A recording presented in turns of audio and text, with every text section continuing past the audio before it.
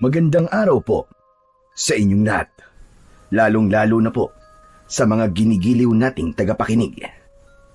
Narito na naman po tayo sa paglalahad ng isang natatanging kwento ng buhay ng magkapatid. Sina Pedro at Juan ay makikilala ang isang matandang may-ari ng pwesto sa palengke na si Tatay Inok. Hanggang isang araw ay binulabog ng isang pangyayari ang tahimik na pamumuhay ng mga tao sa baryo. Marami ang nawawala at natatagpo ang patay sa kakahuyan na malapit sa kanilang pwesto. Kaya naman, dahil sa husay ng paggamit ng magkapatid ng sandata, ay pinagkalooban sila ng matanda ng kakaibang mga armas na magagamit nila laban sa mga aswang na kanibal. Ano kaya ang kakaibang misyon na dapat tuparin ng magkapatid? Magagawa kaya nilang ipagtanggol ang buong baryo laban sa lumalakas na puwersa ng kasamaan?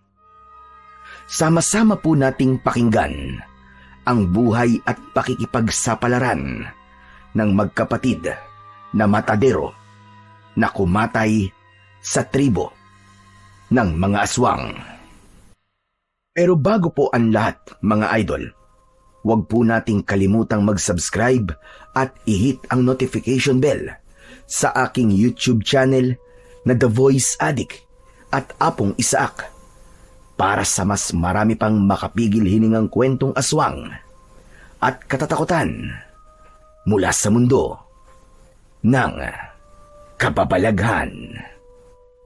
Umpisahan na po natin ang kwento. Juan, yan na ba talaga ang isusuot mo? Ang gusot-gusot ng damit mo. Para kang hindi naghanda eh. Ano naman kung gusot yung damit ko, kuya? Hindi naman fashion show ang pupuntahan natin Trabaho ang pupuntahan natin bilang matadero. Kaya hindi na natin kailangan pang pagandahin ang suot nating damit. Pambihira ka naman, kuya, oh. Pero paano kapag kakatiwalaan na magiging amo natin? Kung mukha kang tamad mag-ayos ng sarili mo, nakikita ka agad yan sa itsura na mag-a-apply. Sana man lang, yung maayos na damit ang isuot mo. Baka isipin nila na wala kang disiplina sa sarili mo eh. Sige na, palitan mo ng damit mo, Juan. Ako nga nasusura na akong tignan ng itsura mo eh. Paano pa kaya yung magiging amo natin?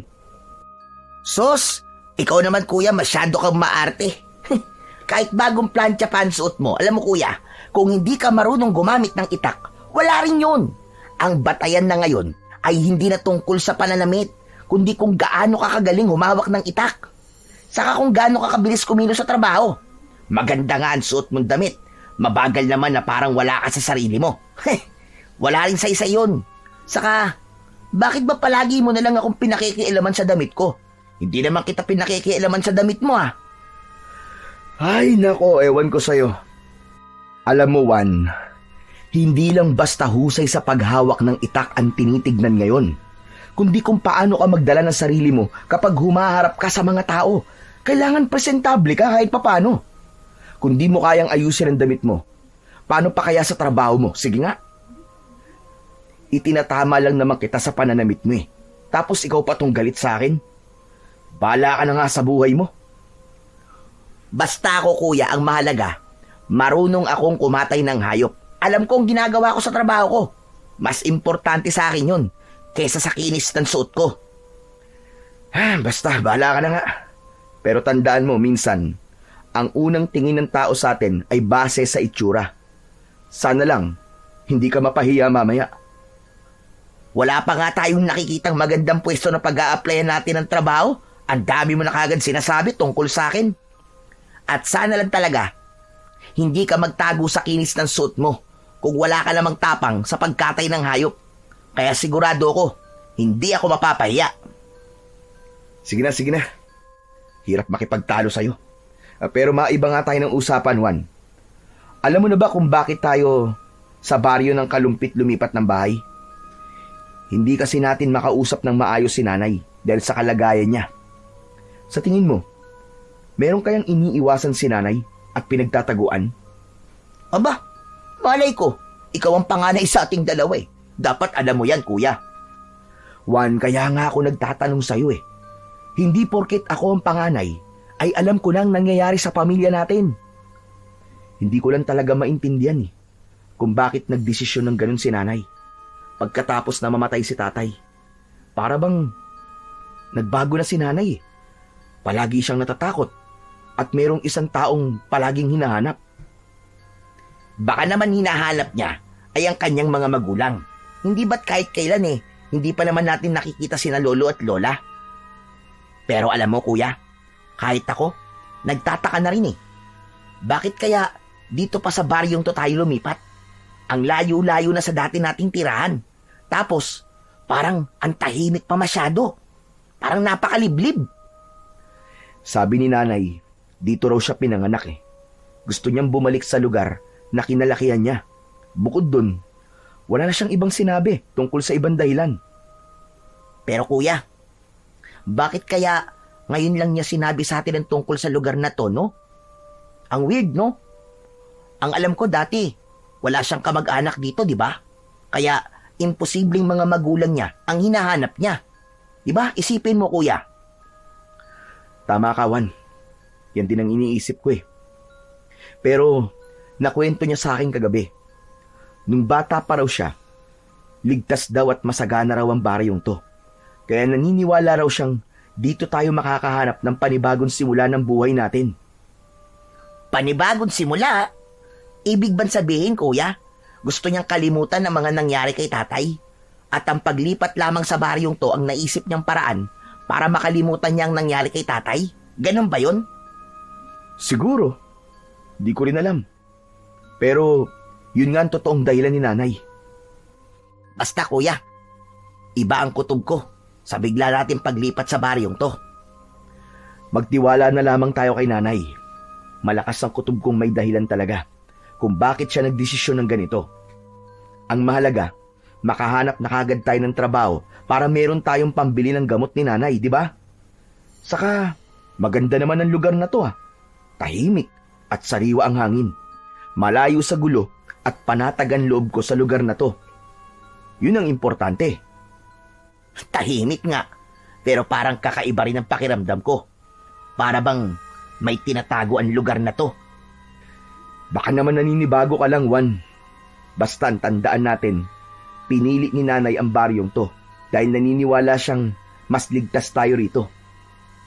Sana nga, kuya. Sana nga, ligtas tayo sa lugar na to.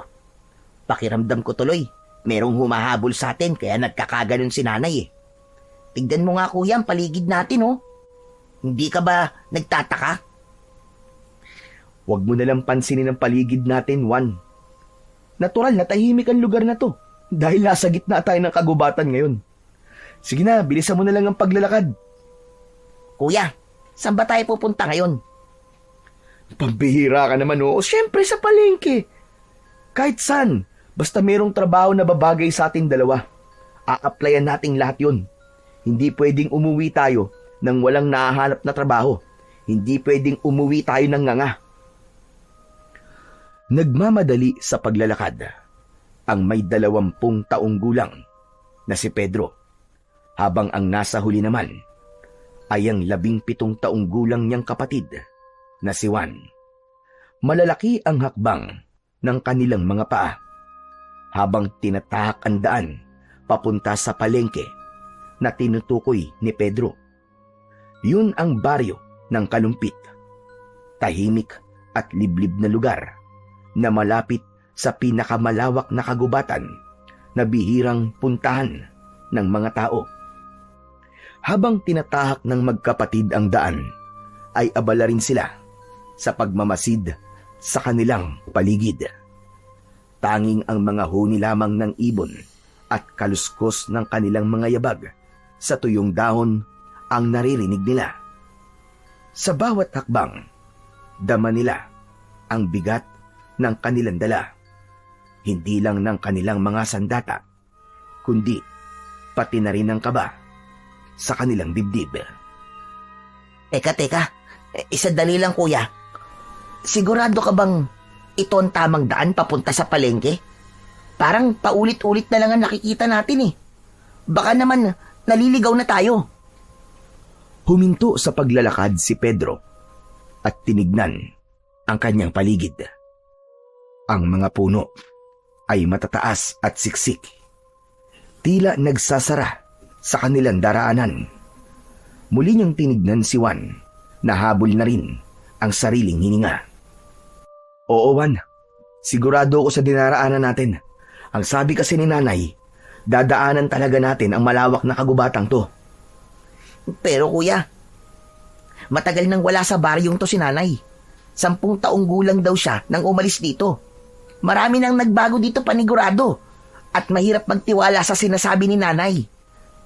Kuya, alam mo, sa tingin ko talaga naliligaw na tayo eh. Ano ka ba naman, Juan? Lalo lamang nangihina ang loob ko sa'yo eh. May tiwala ako sa sinabi ni Nanay. Hindi naman tayo ipapahamak nun, di ba?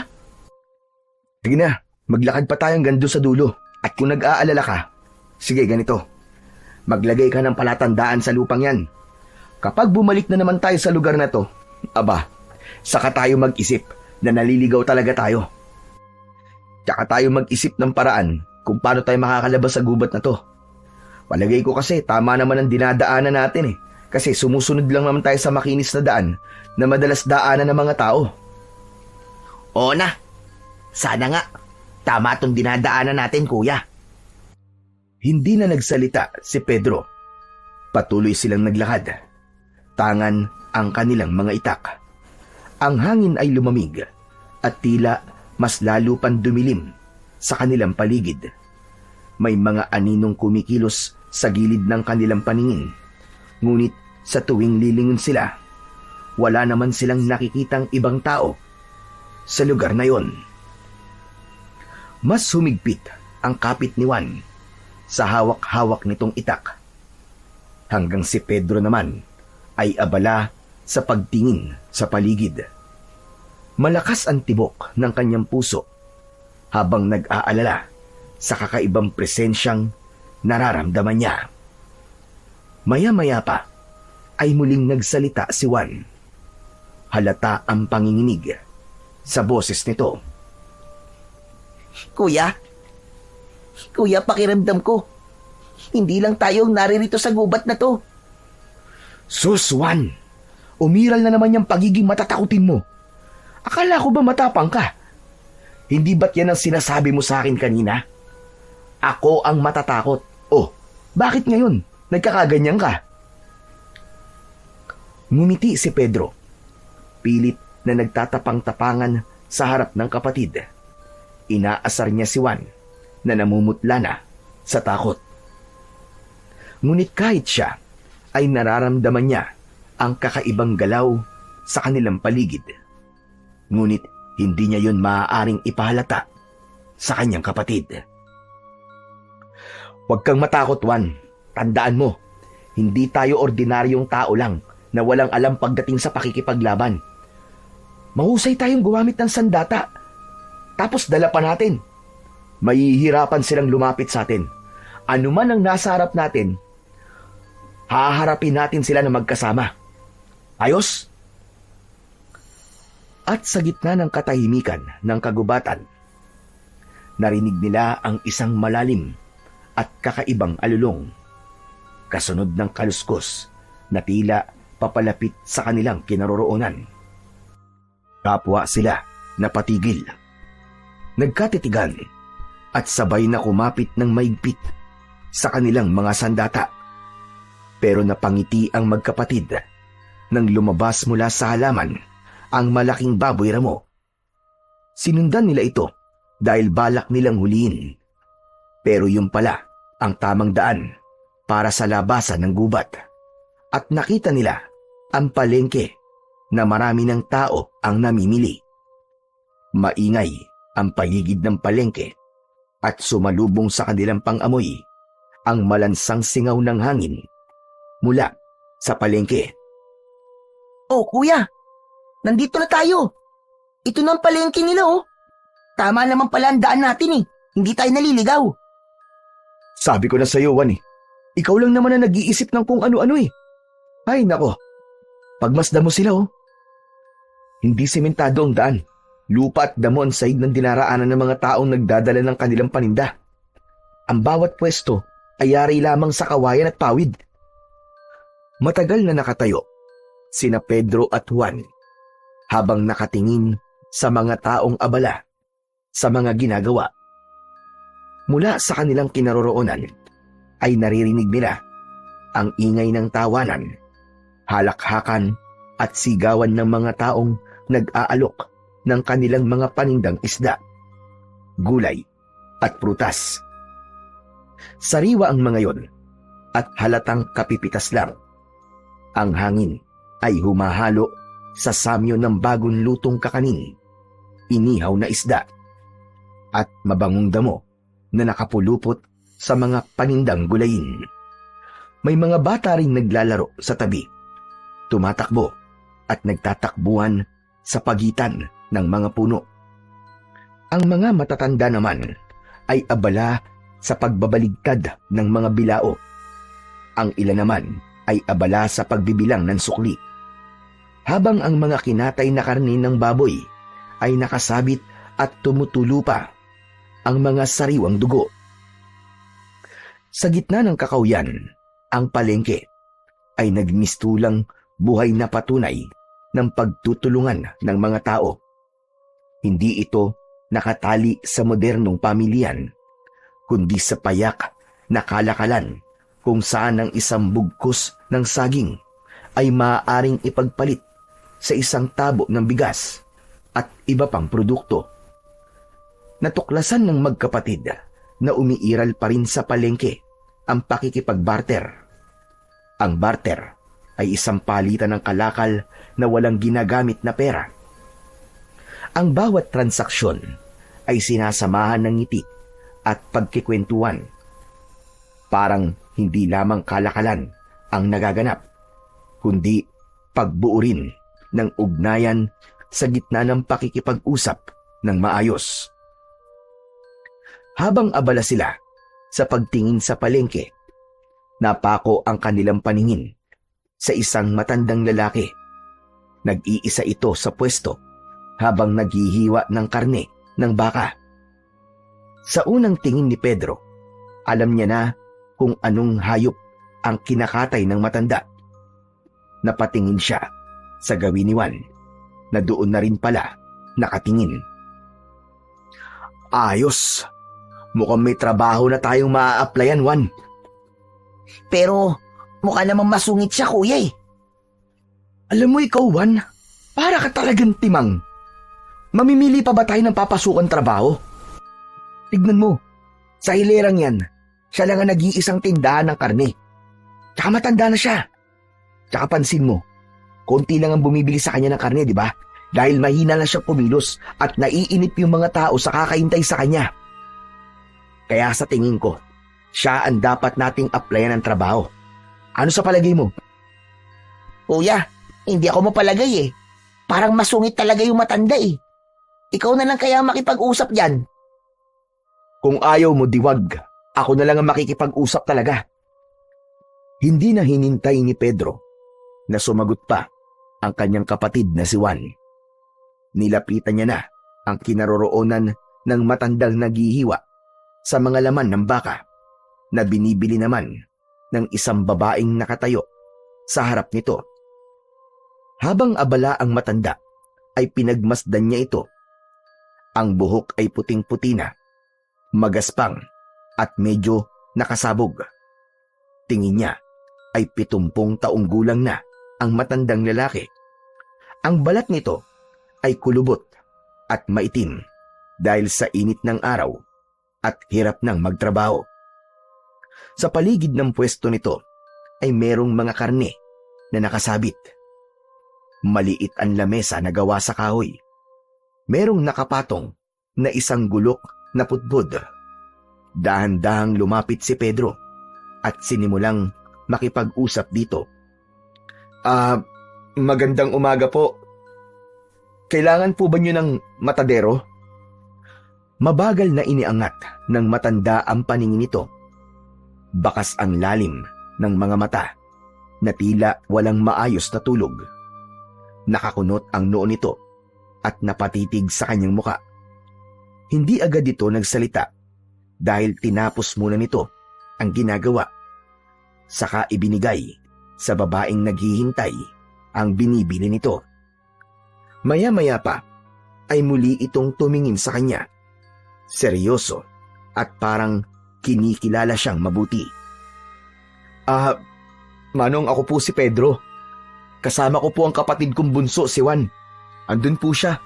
Nahihiya pong lumapit eh. Balak po sana namin magtrabaho sa inyo bilang mga matadero. Kung kailangan niyo pa po ng katulong sa tindahan niyo. Bakit? Marunong ba kayo magkatay ng baka, baboy at kambing? Opo. Yun po ang trabaho namin bago po kami lumipat dito sa baryo niyo. Bagong lipat?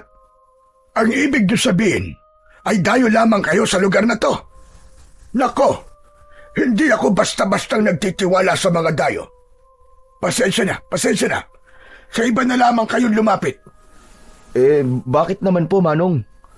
Mukha po ba akong masamang tao? Paano kita mapagkakatiwalaan? Wala akong alam tungkol sa pagkatao niyong magkapatid. Isa pa, bago lang kayo sa paningin ko at mukhang hindi niyo kaya ang trabaho rito. Kung gusto niyo po, subukan po muna niyo kami ng kapatid ko. Hindi po kayo magsisisi sa pagtanggap sa amin. Sige na po, nakikiusap po kami. Kahit para lamang po sa gamot ni nanay, tanggapin niyo po kami bilang matadero. Talaga bang mapagkakatiwalaan kayo magkapatid, ha? Opo, kung gusto niyo po, kahit wala po muna kaming bayad sa unang araw ng trabaho namin para makita niyo po na nagsasabi po kami ng totoo. Hindi biro ang trabahong gusto niyong pasukan na magkapatid. Teka lang, palapitin mo nga ang kapatid mo dito nang pareho ko kayong makausap. Sinulyapan ni Pedro ang nakatayong si Juan. Itinaas niya ang kanyang kamay at sumenyas dito para lumapit. Nagdadalawang isip pa ang kanyang kapatid na humakbang papalapit sa kanilang kinaroroonan. Pero sa huli ay napilitan din ito. Nang makalapit sa kanila si Juan ay naiiritang pinagalitan niya ang kapatid. Juan, ang tagal mo naman lumapit. Pasensya ka na, kuya. Pumayag na ba siya? Hindi pa. Ang gusto niya, makausap tayong dalawa. Ang kapatid mo ba, Pedro, ay nasa hustong gulang na? Ang totoo niyan wala pa po 17 taong gulang pa lang po siya. Pero malapit na po siyang mag-18 taon. Ngayong buwan po. Hindi naman ako maigpit pagdating sa edad. Ang gusto ko, kaya ang trabaho at matinong kausap. Ayoko ng pasaway at tamad. Hindi ko na kayo susubukan. Tatanggapin ko na kayo sa trabaho. Pero, kaya niyo bang makakita ng hayop na papatayin nang hindi pinanghihinaan ng loob? Baka naman, hindi niyo kayang pumatay ng hayop. Nako, kayang-kaya po namin magkatay ng hayop. Sanay po kami sa ganung trabaho Huwag po kayo mag-alala. Hindi rin po kami tamad sa trabaho. Hindi po kayo magsisisi sa pagtanggap po sa amin. Hindi po namin iniiwan ng trabaho kahit gaano po kahirap. Mabuti naman kung ganon. O siya, sige na. Tatanggapin ko na kayo. Magtitiwala ako sa inyong dalawa. Pero bago yon, kilala niyo na ba ako? Hindi pa nga po Tawagin niyo na lamang akong Tatay Inok. Sige na, pwede na kayo magsimula ngayon. Yes! Marami pong salamat sa pagtanggap sa amin, Tatay Inok. Ako rin po. Nagpapasalamat din po ako sa inyo, Tatay Inok. Hindi po namin kayo bibiguin ni Kuya. Mabuti naman. O sige na, pumasok na kayo sa loob ng tindahan ko. May mga presyo naman na nakasulat sa papel. Kaya ayos lang ba? Naiwanan ko muna kayo magkapatid dito. Ayos lang po. Sige po, Tatay Inok. Hihintayin na lamang po namin kayo. Kung mauubos po kagad ang paninda, hindi po muna kami uuwi. Sige. Baling magiging trabaho niyo magkapatid ay magsisimula ng 4:00 ng madaling araw. Dahil magkakatay pa kayo. Kung minsan naman, ay meron namang nagdadala sa akin ng mga panindang karne. Sila na ang nagkakatay. Sige po. Kami na po ang bahala rito, Tatay Inok. Salamat po uli. Iniligpit na ni Tatay Inok ang mga gamit nito at lumabas sa tindahan. Naglakad ang matanda, papasok sa kakawyan, hanggang sa mawala ito sa kanilang paningin. Nagkatingin na naman ang magkapatid dahil masaya silang dalawa na natanggap na sila sa trabaho. Ang lakas ng loob mo, kuya. Napapayag mo si Tatay Inok na tanggapin tayo sa tindahan niya. Siyempre, ako pa ba? Nakita mo naman kanina, napagod na rin si Tatay Inok. O paano, kuya? Simulan na natin ang pagpapakitang gilas sa mga tao. Dating gawi. Patutunayan natin na hindi nagkamali si Tatay Inok sa pagtanggap sa atin. Ano, game? Sige, Juan, game. Gawin natin ang lahat para maipakita natin na karapat dapat tayo sa pagiging matadero. Sinimulan na nga ng magkapatid ang pagpapakitang gilas sa paghihiwa at pagtatadtad ng mga karne. Sa loob mismo ng palengke, madaling napansin ang pwesto ni na Pedro at Juan. Magkaharap na nakalagay ang kanilang mga bangkong kahoy, malinis at maayos, at sa ibabaw ay nakahanay ang mga bagong katay na karne. Mapulang baboy, manok at baka na maingat na tinatakpan ng malinis na dahon ng saging. Hindi tulad ng ibang matadero na bara-bara ang trabaho. Ang magkapatid ay kilala sa kanilang husay at linis sa pagkatay. Si Pedro, ang panganay, ay mabilis kumilos at biyasa sa paggamit ng gulok. Maganda ang bawat hiwa ng karne gamit ang kanyang kamay. Pantay, maayos, at walang sayang na laman. Habang hinihiwa niya ang karne, nakikita ng mga mamimili ang kinis ng pagkakahiwalay ng taba at laman. Bagay na lalo silang hinangaan. Samantalang si Juan naman, ang nakababatang kapatid, ay mahusay sa pakikipag-usap. Sa bawat paglapit ng mamimili, ngiti agad ang isinasalubong nito, kasabay ng magalang na pagbati at pagpapakita ng iba't ibang hiwang karne na bagay sa ulam na hinahanap ng mamimili para sa iluluto ng mga ito sa tanghalian at hapunan. Walang kaalam-alam ang magkapatid na mula sa malayo ay pinagmamasdan sila ng matanda. Nakangiti at bakas ang paghanga sa magkapatid. Bili na po kayo, mga suki! Presko po at bagong katay. Halina po kayo! Libre tingin! Bili na po kayo, mga suki! Lapit! Lapit lang po! Masiglang bati at alok ni Juan sa mga tao. Meron ng isang bumili na kagad na inihanda ni Juan, habang maingat na inilalagay ang hiniwang tadyang sa dahon ng saging, saka ibinalot sa plastik. Samantala, si Pedro naman ay abala sa pagpapakitang gilas sa pamamagitan ng paghawak ng itak at paghihiwa ng karni ng baka. Kahit makapal ang bahagi ng taba ng baka, ay kaya niyang hatiin ng mabilis at pantay. Dahil dito, dumagsa ang mamimili sa kanilang pwesto.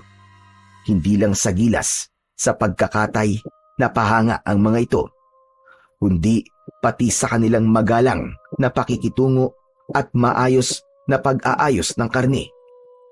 Pinagkaguluhan sila ng mga tao. Ang magkapatid naman ay hindi sila makapaniwalang dudumugin sila ng mga mamimili. Kaya lang, ang mga kasama nilang nagtitinda sa loob ng palengke ay hindi maiwasan ang hindi umirap sa kanila bilang pagpapakita ng inggit at pagkadismaya.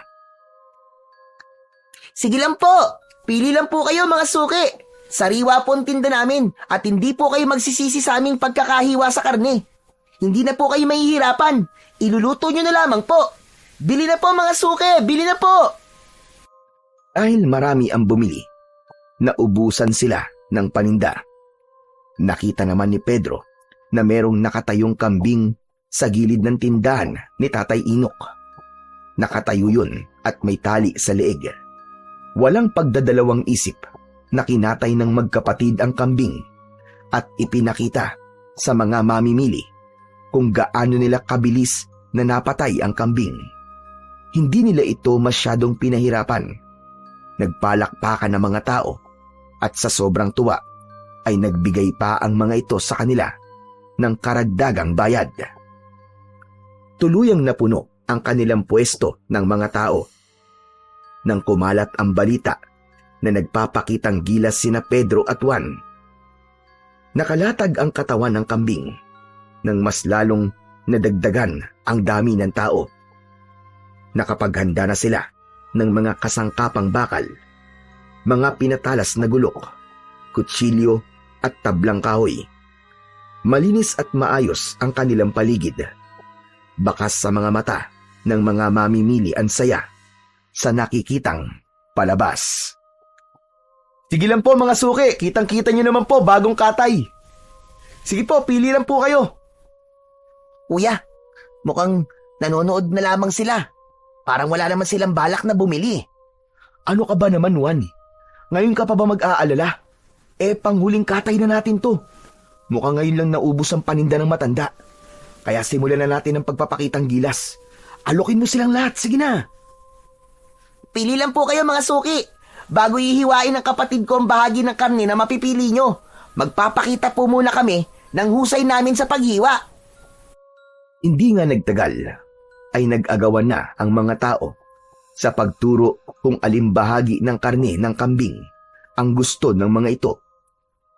Lahat ay natandaan ni Pedro at isa yon sa kanyang mga kakayahan, ang mabilis magmemorya ng mga bagay kahit sa unang turo lamang.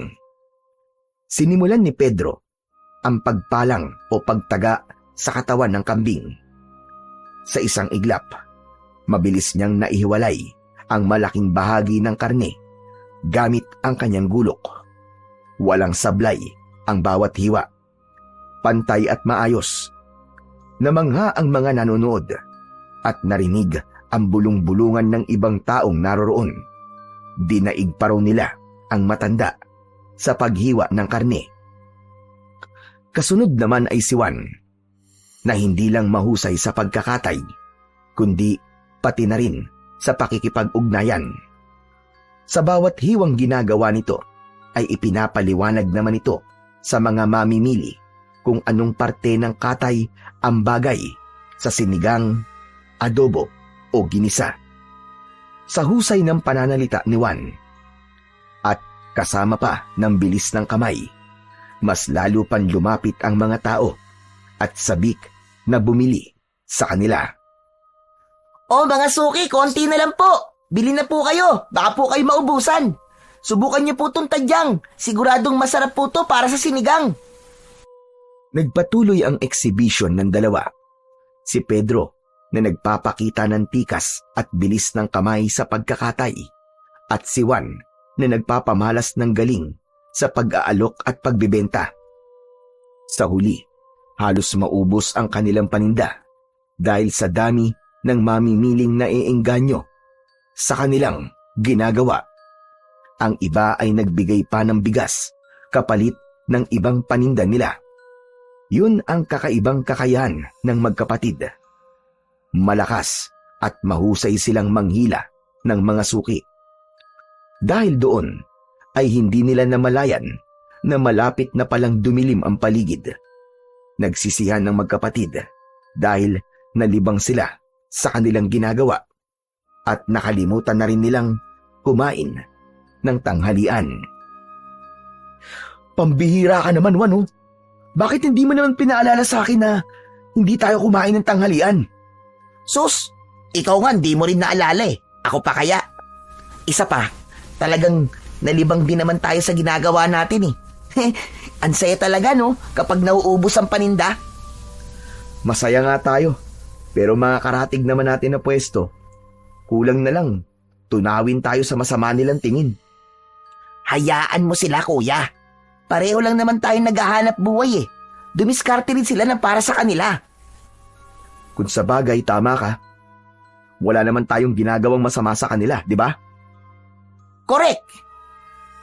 Pagkatapos nilang mag-usap, ay nilinisan ng magkapatid ang kanilang pwesto. Si Juan ang nagbibilang ng kinita nila. Isinama nila ang kanilang bonus na nakuha sa kanilang mga suki. Habang si Pedro naman ang napunta sa paglilinis ng pwesto. Maya-maya pa ay narinig nila ang yabag ng paa ng matanda. Nakangiti itong nakatingin sa kanila ni Juan. Hindi ko akalain na ganyan pala kayo kagaling magbenta. Mahusay ang ginawa ninyo. Hindi lang pala sa gulok at pagkakatay ang lakas ninyo, kundi pati sa pakikipagkapwa-tao. Magaling. Pinahanga niyo akong magkapatid. Ngayon lamang ako nakakita ng ganong klaseng galing sa paghiwa ng karne. At naubos niyo pa ang paninda ko.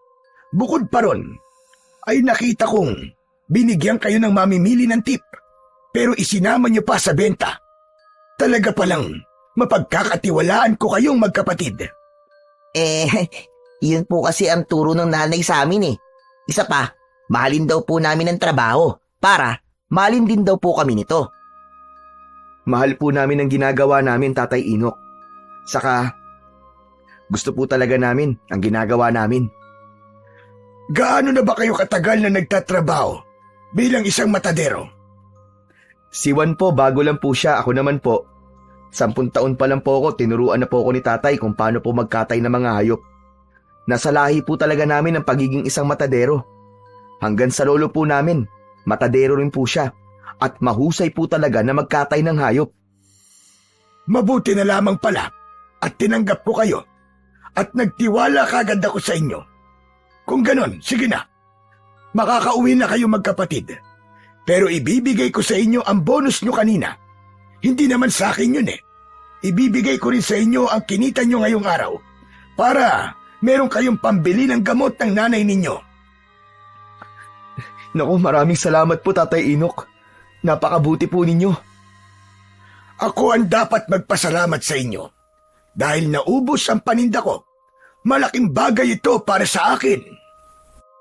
Hindi maipaliwanag ng magkapatid ang labis na tuwa nang makita nilang nagbibilang ng pera ang matanda para iabot sa kanila.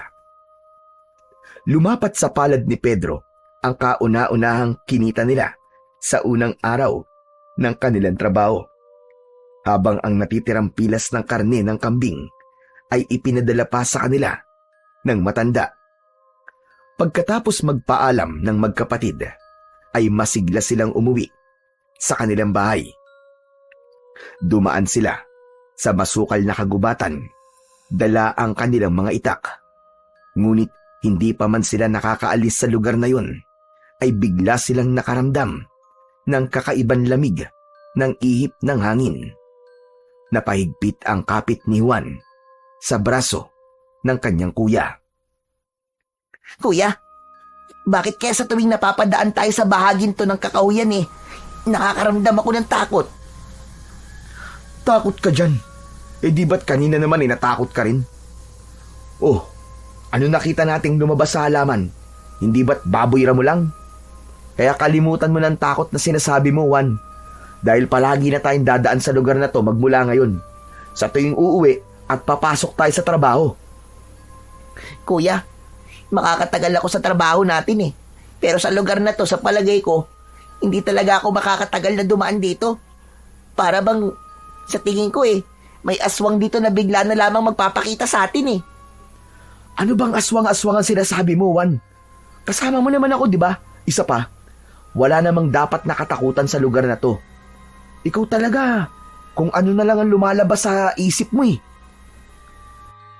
Nanatili sa ganong posisyon si Juan, habang mahigpit na nakakapit sa braso ni Pedro. Nagpatuloy sila sa paglalakad, ngunit bigla silang natigilan nang marinig nila ang bulungan at boses ng mga tao sa unahan ng kanilang daan. Sa gitna ng kakahuyan ay nag-uunahan ang mga yapak ng mga taong nagkakagulo. Nagmula ang mga ito sa kanilang likuran, papunta sa pinagkakaguluhan ng mga tao. May mga nagsisigawan at ang iba naman ay nagtatakbuhan habang bakas ang takot sa mga muka. Ang ilan ay nagtipon-tipon sa isang lugar, nakikiusyoso, nagsisiksikan upang masilip ang bangkay na nakahandusay sa damuhan. Kuya, tignan mo. Ano kayang pinagkakaguluhan nila? Hindi ko rin alam eh. Pero sa palagay ko, merong patay sa bahaging yun ng daan. Halika, Juan. Tignan natin. Kuya, wag na tayong lumapit. Natatakot ako eh. Baka mapanaginipan ko lang ang itsura ng bangkay. Kung ayaw mo, hindi ako na lang. Gusto ko lang makita kung bakit sila nagkakagulo sa bahaging yun. Hindi na hinintay ni Pedro na sumagot ang kanyang nakababatang kapatid na si Juan. Tinanggal niya ang pagkakakapit ng kamay nito sa kanyang braso at nilapitan ang pinagkakaguluhan ng mga tao. Hinawi ni Pedro ng bahagya ang mga tao at ganun na lamang ang panlalaki ng kanyang mga mata nang makita ang isang lalaking nakadilat ang mga mata. Mabuti na lang at hindi niya pala isinama si Juan dahil kung hindi, baka mas lalo lamang matakot ang kanyang kapatid. Ang katawan ng biktima ay wasak. Ang mga sugat ay malalalim na tila pinaghahampas ng matatalim na kuko at mga pangil. Ang damit ay punit-punit na tila ba nilapa ng isang napakabangis na hayop.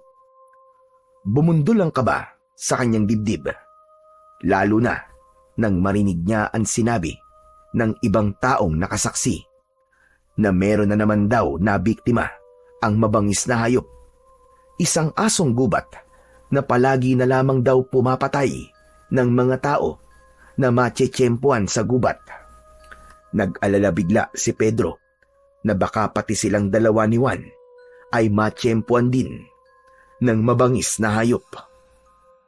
Naku po, Diyos ko! Anong klaseng hayop kaya ang may gawa nito? Napako ang paningin ni Pedro sa lalaking nagsalita. Habang nakatingin sa lalaking nakahiga sa lupa, may tali ito ng panyo sa ulo at maraming suot na kwintas. Sa tingin niya ay isang albularyo ang lalaki dahil sa mga dala nitong bote ng langis. Napatakip ng bibig ang lalaki na parabang nasusuka sa itsura ng kaawa-awang biktima. Idagdag pa ang nakakasulasok na amoy mula sa singaw ng katawan ng lalaki na parabang bagong lapa lamang ito ng hayop. Nilalangaw ang nakaluwa nitong bituka sa tiyan. May mga batang humihikbi, may matatandang nanginginig at may mga kalalakihang nagtatangkang lumapit para buhatin ang katawan ng biktima. Dapat siguro, pabakuran na lamang ang lugar na ito. Delikado na sa mga dumadaan.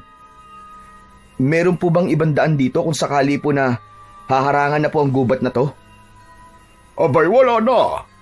Dahil ang sinasabi ko naman ay kung pababakuran, magbibigay pa rin sila ng daan na hindi na kailangan pumunta pa rito sa gitna ng kagubatan. Aba teka, parang ngayon lamang kita nakita rito ah. Taga saan ka ba, iho? Dyan lang po kami nakatira sa paanan po ng bundok. Kasama po ng nanay kong may sakit. Naroon naman po ang kapatid kong si Juan. Takot po kasi siyang lumapit dito eh. Ako naman po si Pedro. Kayo po, ano po ang pangalan nyo? Ako si Magkepweng. Isa akong albularyo. Diyan lang din ako nakatira sa paanan ng bundok. Marami ang pumupunta sa bahay ko para magpagamot. Kaya nag-aalala rin ako sa kaligtasan ng mga pasyente ko. Abay, delikado para sa kanila. Kung meron ganong klaseng hayop na gumagala sa gubat na to at lumalapat pumapatay sa mga tao. Habang nag-uusap, sina Mang Kepweng at Pedro ay palakas naman ng palakas ang bulungan ng mga tao. Kaya nang simulan ng buhatin ng mga tao ang bangkay ng lalaki, ay nagkahiwalay ang mga taong nakikiusyoso sa biktima. Ang ibang tao ay umuwi na at ang ilan naman ay sumunod pa sa nagbubuhat ng mga kalalakihan. Nabaling ang atensyon ni Pedro sa dugong nakadikit sa lupa. Para siyang nakakita ng kakaibang bagay na nagdulot sa kanya ng hindi maipaliwanag na kaba. Parang isang uri ng naputol na pangil ang nasa lupa. Nang dadamputin niya na ang bagay na yon, ay pinigilan siya ni Mang Kepweng. Sandali lang, iho. Hindi pa tapos ang investigasyon. Kaya wag mo munang hahawakan ng bahagi ng lupa na yon. Magmabuti pa ay umuwi na kayo ng kapatid mo. Delikado kung mananatili pa kayo rito. Bigla nga po kaming nag-alala ni Juan eh. Paano na kaya sa pagpasok namin sa palengke? Saan kaya kami dadaan? 4:00 pa naman na madaling araw ang pasok namin. Teka, kanina ba kayo nagtatrabaho? Kay Tatay Inok po. Tila dumilim ang anyo ni Mang Kepweng nang mabanggit ni Pedro ang pangalan ng matanda. Ngunit ilang saglit lamang ang lumipas ay napalitan ng ngiti ang labi ng lalaki. Nagtataka siya, ngunit hindi lamang niya yon pinansin dahil lumapit na sa kanilang tabi ang nakababata niyang kapatid na si Juan. Kuya, tara na. Malapit na pating dumilim ang paligid. Baka mahirapan na tayong umuwi sa bahay. Teka, sandali lang. Huwag muna kayong umalis. Meron pa akong itatanong sa inyo. Pero Mang Kepweng, baka gabihin na po kasi kami sa daan. Ganun ba? O sige, pupuntahan ko na lang kayo sa bahay nyo. Gusto nyo bang gamutin ko ang nanay nyo? Libre lang. Wala kayong babayaran. Binalot ng tuwa ang puso ni Pedro nang marinig ang sinabi na yon ni Mang Kepweng. Pati si Juan ay natuwa rin. Bigla silang nabuhayan ng loob dahil meron ng titingin sa kanilang ina na may sakit. Sige, kapag may pagkakataon, ay ako ang gagamot sa inyong ina. Sige na, magkita na lang ulit tayo. Mag-iingat kayo sa pag-uwi. Sana nga po'y matulungan niyo po ang nanay namin, Mang Kepweng. Tango na lamang ang itinugon ni Mang Kepweng sa kanila at tumalikod na rin ito sa kanilang harapan. Mabigat ang bawat hakbang ng lalaki na hindi sila nilingon. Habol nila ito ng tanaw at nagtataka sa kabaitang ipinakita nito sa kanila. Kahit maganda ang pakikitungo ng lalaki sa kanila, pakiramdam ni Pedro ay mabigat ang nararamdaman niyang presensya sa pagkatao ng albularyo. Natahimik ang paligid habang unti-unting nilalamon ng anino ng kagubatan ang papalayong anyo ni Mang Kepweng. Ramdam ng magkapatid ang malamig na simoy ng hangin na dumadampi sa kanilang balat. Isang pakiramdam ng pagkailang at pagtataka ang bumalot sa kanilang dibdib. Parang may mas malalim na dahilan kung bakit nakilala nila si Mang Kepweng. Isang malalim na buntong hininga ang pinakawalan ni Pedro bago sila nagpasyang umalis sa lugar na yon. Walang imikan ang magkapatid habang tinatahak nila ang daan pauwi sa kanilang bahay. Pagkalipas ng ilang minuto ay narating nila ang maliit na kubo. Bukas na ang ilaw na gasera at naririnig nila ang paghahanda ng mga plato ng kanilang ina na si Aling Zenab. Nay, nandito na po kami ni Juan. May dala po kami ni Kuya para po sa inyo, Nay. Bagyang humarap sa kanilang magkapatid ang kanilang ina na si Aling Zenab. Bumakas ang tuwa sa mga mata nito nang makita silang pumasok sa loob ng kusina. Nay, magandang balita po. Natanggap na po kami sa trabahong inaplayan po namin ni Juan. Ang kagandahan po ay magkasama kaming dalawa at mabait po ang amo namin. Nagpadala pa nga po siya ng karne ng kambing para po sa inyo. Saka po, Nay, ibinigay po niya sa amin ang kinita namin ngayong araw na to. Ang swerte po namin ni Kuya, Nay. At hindi lang po yun. Meron po kaming nakilalang albularyong titingin po sa inyo para gamutin po kayo. Totoo ba yan, mga anak? Anong klaseng trabaho bang nakuha nyo? Matadero pa rin po, Nay. Yun lang po kasi ang alam naming trabaho ni Juan eh. Nay, tinanggap po kami ni Tatay Inok bilang matadero sa palengke. Kahit mahirap po, kakayanin po namin. Ang mahalaga po ay tiyak po na may kita po kami sa araw-araw. Salamat naman sa Diyos. Matagal ko nang dasal na magkaroon kayo ng hanap buhay. Pero sigurado ba kayo, mga anak? Hindi madali ang trabaho sa katayan. Huwag niyo po kaming alalahanin, Nay. Kaya naman po namin yun eh. Malakas po ang katawan namin. Teka, sino ba ang albularyong sinasabi niyong gagamot sa akin? Si ano po? Ano nga bang pangalan nun? Si Mang Kepweng po. Mabait naman po siya eh. Tapos nagpresenta po siya sa amin. Nagagamutin niya raw po kayo. Mga anak, mapagkakatiwalaan ba naman siya? Baka hindi siya totoong albularyo. Isa po talaga siyang albularyo, Nay. Libre po ang serbisyo niya at hindi po nanloloko ng mga tao. Mabuti naman kung ganon. Wala nang masasaya pa sa isang ina, kundi ang makita ang kanyang mga anak na nagsusumikap at handang magtulungan. Pero salamat, dahil sa wakas ay nakakita na kayo ng albularyong gagamot sa akin. Maraming salamat talaga sa inyo, mga anak.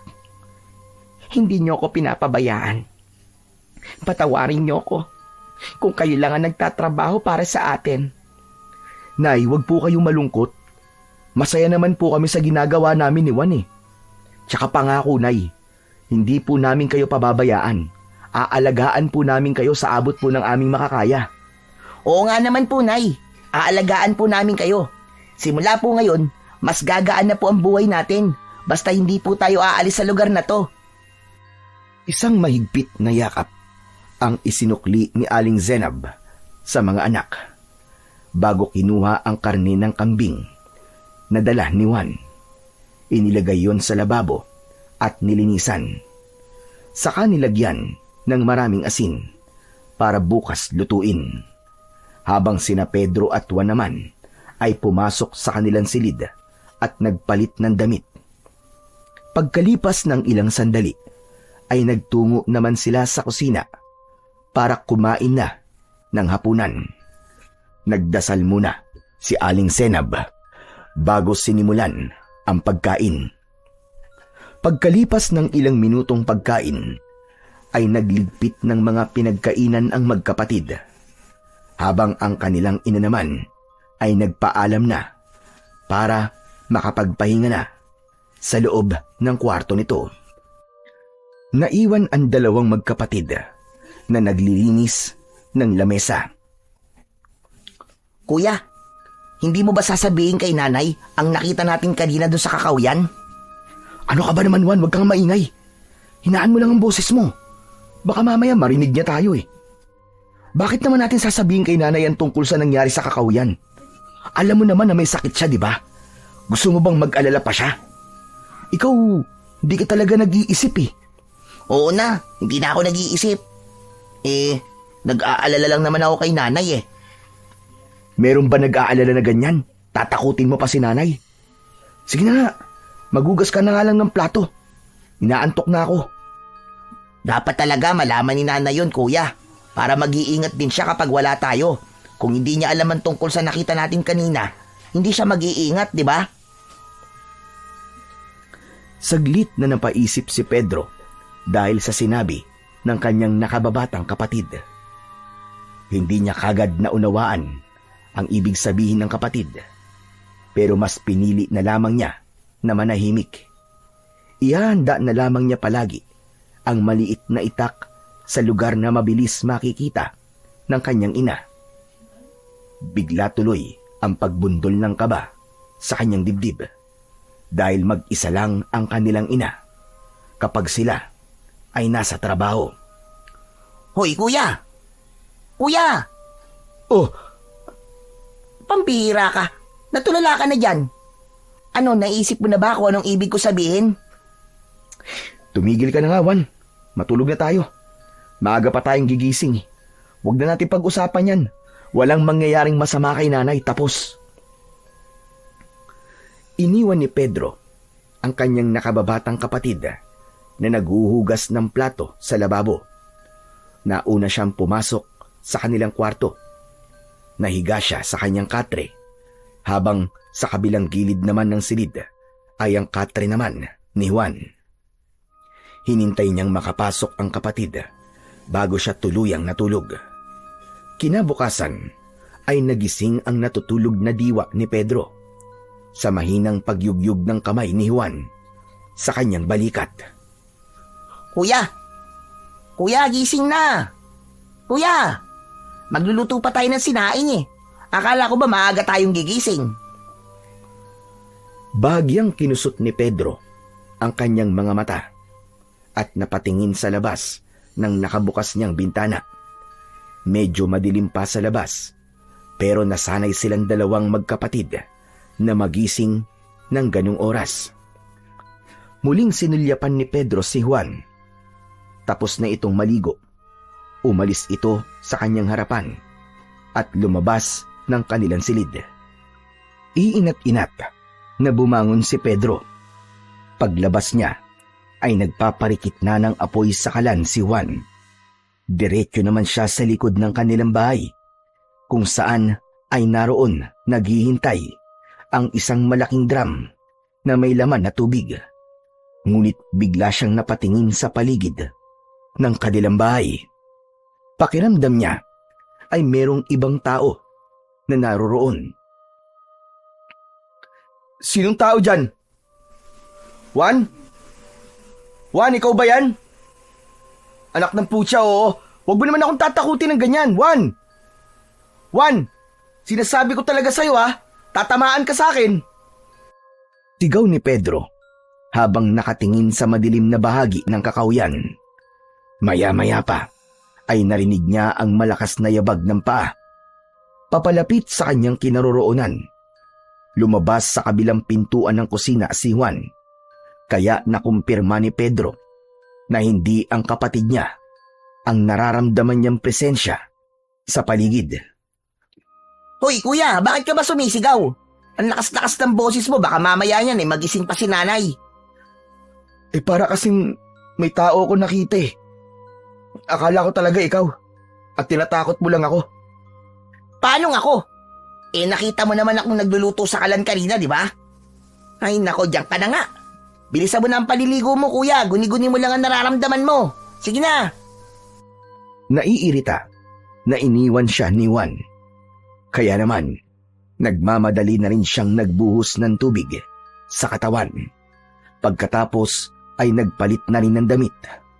At habang naghihintay ng pagluluto ng sinaing, hinasa naman ni Pedro ang kanilang mga gagamitin na itak bago inihanda ang pagkain ng kanilang ina. Pagkatapos nilang maisara ng maayos ang bahay, ay nagsimula na ang magkapatid sa paglalakad papunta sa palengke. Dala ang kanilang lumang gasera dahil medyo madilim pa rin ang daan. Tahimik na naglalakad ang magkapatid na sina Pedro at Juan sa makitid na daan ng kakawyan.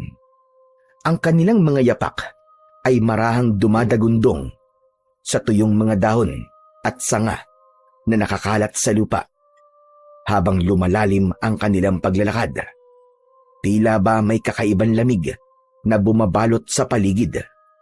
Isang katahimikan na hindi karaniwang nararanasan sa gubat.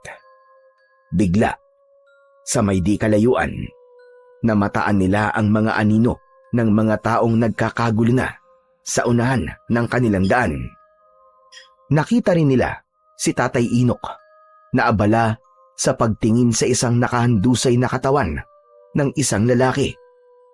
Agad na nagmamadaling lumapit ang magkapatid at tumambad na nga sa kanilang paningin ang isang bangkay. Halos kapareho yun ng itsura sa naunang biktima. Luray-luray ang damit. Wasak ang katawan. Puno ng kalmot at kagat ang balat. Ngunit sa pagkakataong yun, ay wala ng lamang loob ang lalaki. Walang mga mata at putol ang mga braso. Mas brutal ang kamatayan ng lalaki at mahirap ng paniwalaan na mabangis na hayop pa rin ang may gawa noon. Nakita ni Pedro na hinawakan ni Tatay Inok ang katawan ng biktima. Tila ba sinusuri nito ang bawat sugat ng lalaki, kasabay ng pagtayo nito na walang imik at pailing-iling na hindi inaalis ang paningin sa katawan ng kaawa-awang lalaking nakahiga sa lupa. Kuya, isa na naman bang kaya natagpuan ng mga tanod? Natatakot na ako, kuya. Bakit kaya merong ganito sa baryong to? Akala ko ba sabi ni nanay ligtas tayo rito. Tumahimik ka na nga muna, Juan. Parang ang hirap naman paniwalaan na mabangis na hayop ang may gawa niyan. Hindi nakatiis si Tatay Inok at lumapit ito sa magkapatid. Bigla itong nagsalita at nagpakawala ng isang malalim na buntong hininga. Hindi isang mabangis na hayop ang may gawa sa karumal-dumal na sinapit ng lalaking yan, Pedro. Kundi isang mabangis na tao na mayroong lahi ng kanibal. Isang nilalang na kumukuha ng lakas sa sariwang dugo ng tao at mas malupit pa sa mga aswang. Ano po, Tatay Inok? Kanibal? Paano po nagkaroon ng kanibal sa baryong to, Tatay Inok? Dahil hinahanap nila ang pinakamahusay na manunugis ng kanibal na gusto nilang gantian. Pero bakit po nila kailangang mandamay ng ibang tao? Ito ang paraan nila ng pagpaparamdam sa manunugis na matagal na nilang hinahanap. Natitiyak kong alam na ng mga kanibal ang pinagtataguan ng taong manunugis ng mga aswang. Kuya, wag na kaya tayo magtrabaho kay Tatay Inok. Baka mamaya niyan tayo ang matsyempohan. Ganitong oras pa naman tayo umaalis ng bahay. At saka, nag-aalala ako para kay nanay. Hindi sila pumapatay ng babae, Juan. Ginagawa nilang palahian ng babae at binabasbasan ng dugo para umanib sa kanila. Kung mapapansin nyo, mga lalaki lang ang namamatay. Nang una, ay nawawala lang ang mga lalaki sa baryo. Pero ngayon, pumapatay na sila bilang pagpapakita ng hamon sa taong manunugis na balak nilang gantihan at patayin. Tatay Inok, sa palagay ko naman po ay alam na rin po ng manunugis na yun kung malapit na po ang aswang na kanibal sa kanyang lugar. Dapat po magpakita na po siya. Kasi marami na po nadadamay. Teka, Tatay Inok, ano po bang klase ng kanibal ang sinasabi nyo? Isa silang buong tribo na kumakatay sa kanilang biktima. Grupo-grupo sila kung umatake sa manunugis ng mga aswang. Pero dahil mahusay ang manunugis, hindi nila ito mapatay-patay. Kaya ang pagpapakita nila ng paghihiganti sa manunugis ay sa pamamagitan ng pagpatay sa mga kababaryo nito. Kaya nga pagkatapos kong mabalitaan ang mga nangyari kahapon, ay bigla akong nag-alala sa inyo magkapatid. Kaya naman sinundo ko kayo at ito ang nadatnan ko. Bumundol ang kaba sa dibdib ni Pedro habang nakatingin sa lalaking nakahandusay sa lupa. Binuhat ito ng mga kalalakihan at sumabay na ang magkapatid kay Tatay Inok papunta sa palengke. Pagkalipas ng ilang minutong paglalakad, ay narating nila ang kinaroroonan ng palengke. Wala pang halos na tao, ngunit bakas ang lungkot sa paligid. Maya-maya pa, nagsimula na ang magkapatid na magkatay ng 2 baboy para sa kanilang ititinda. Habang si Tatay Inok naman ay tahimik at malungkot na nakaupo sa bangko. Habang wala pang bumibili sa kanilang tindahan, ay hindi maiwasan ni Pedro na hindi tanungin ang matanda tungkol sa pamilya nito. Tatay Inok, mawalang galang na po. Nasan po ba ang pamilya nyo? Wala po kasi kaming nakikitang kasama nyo sa tindahan eh. Isang malalim na buntong hininga ang pinakawala ni Tatay Inok bago ito tumingin sa kanilang gawi. Malungkot ang mga mata nitong nagsalita. Naubos ang pamilya ko nang biglang sumalakay ang mga aswang na kanibal sa baryo namin. Namatay ang aking asawa, 3 anak, at ang bunso kong anak na inanod ng rumaragas ang tubig dahil sa pagtakas namin. Sa isang iglap, nawala ang aking pamilya. Hindi ko matanggap ang pagkawala nila. Para ako mababaliw sa labis na sakit. Kaya mas pinili kong lumayo at bumalik sa baryong ito, kung saan dito ipinanganak ang bunso ko. Hanggang ngayon, umaasa pa rin ako na sana buhay pa rin ang bunso ko. Ikinalulungkot ko po, Tatay Inok. Napakalungkot po pala na naging buhay nyo. Pasensya na po. Hindi ko na po sana naitanong. Kami naman po, Tatay Inok, ulila na rin po kami sa ama. Namatay po siya sa pangangaso at sinabing nilapa raw po ng isang mabangis na hayop sa gubat. Pero Tatay Inok, hindi po ako naniniwalang mabangis na hayop po ang pumatay sa kanya. Wala po kasing iniwan ng itsura ng pagkamatay ni tatay sa itsura po ng bangkay kanina. Kaya sigurado po ako na biktima rin po si tatay na sinasabi niyong aswang na kanibal. Kaya nga po, lumipat kami rito ni nanay. Ligtas daw po kami rito. Walang ligtas sa lugar na ito, Pedro. Kahit saan ka magpunta, palaging merong naghihintay na panganib. Parang ako, ilang beses akong nagtago at nagpakalayo-layo.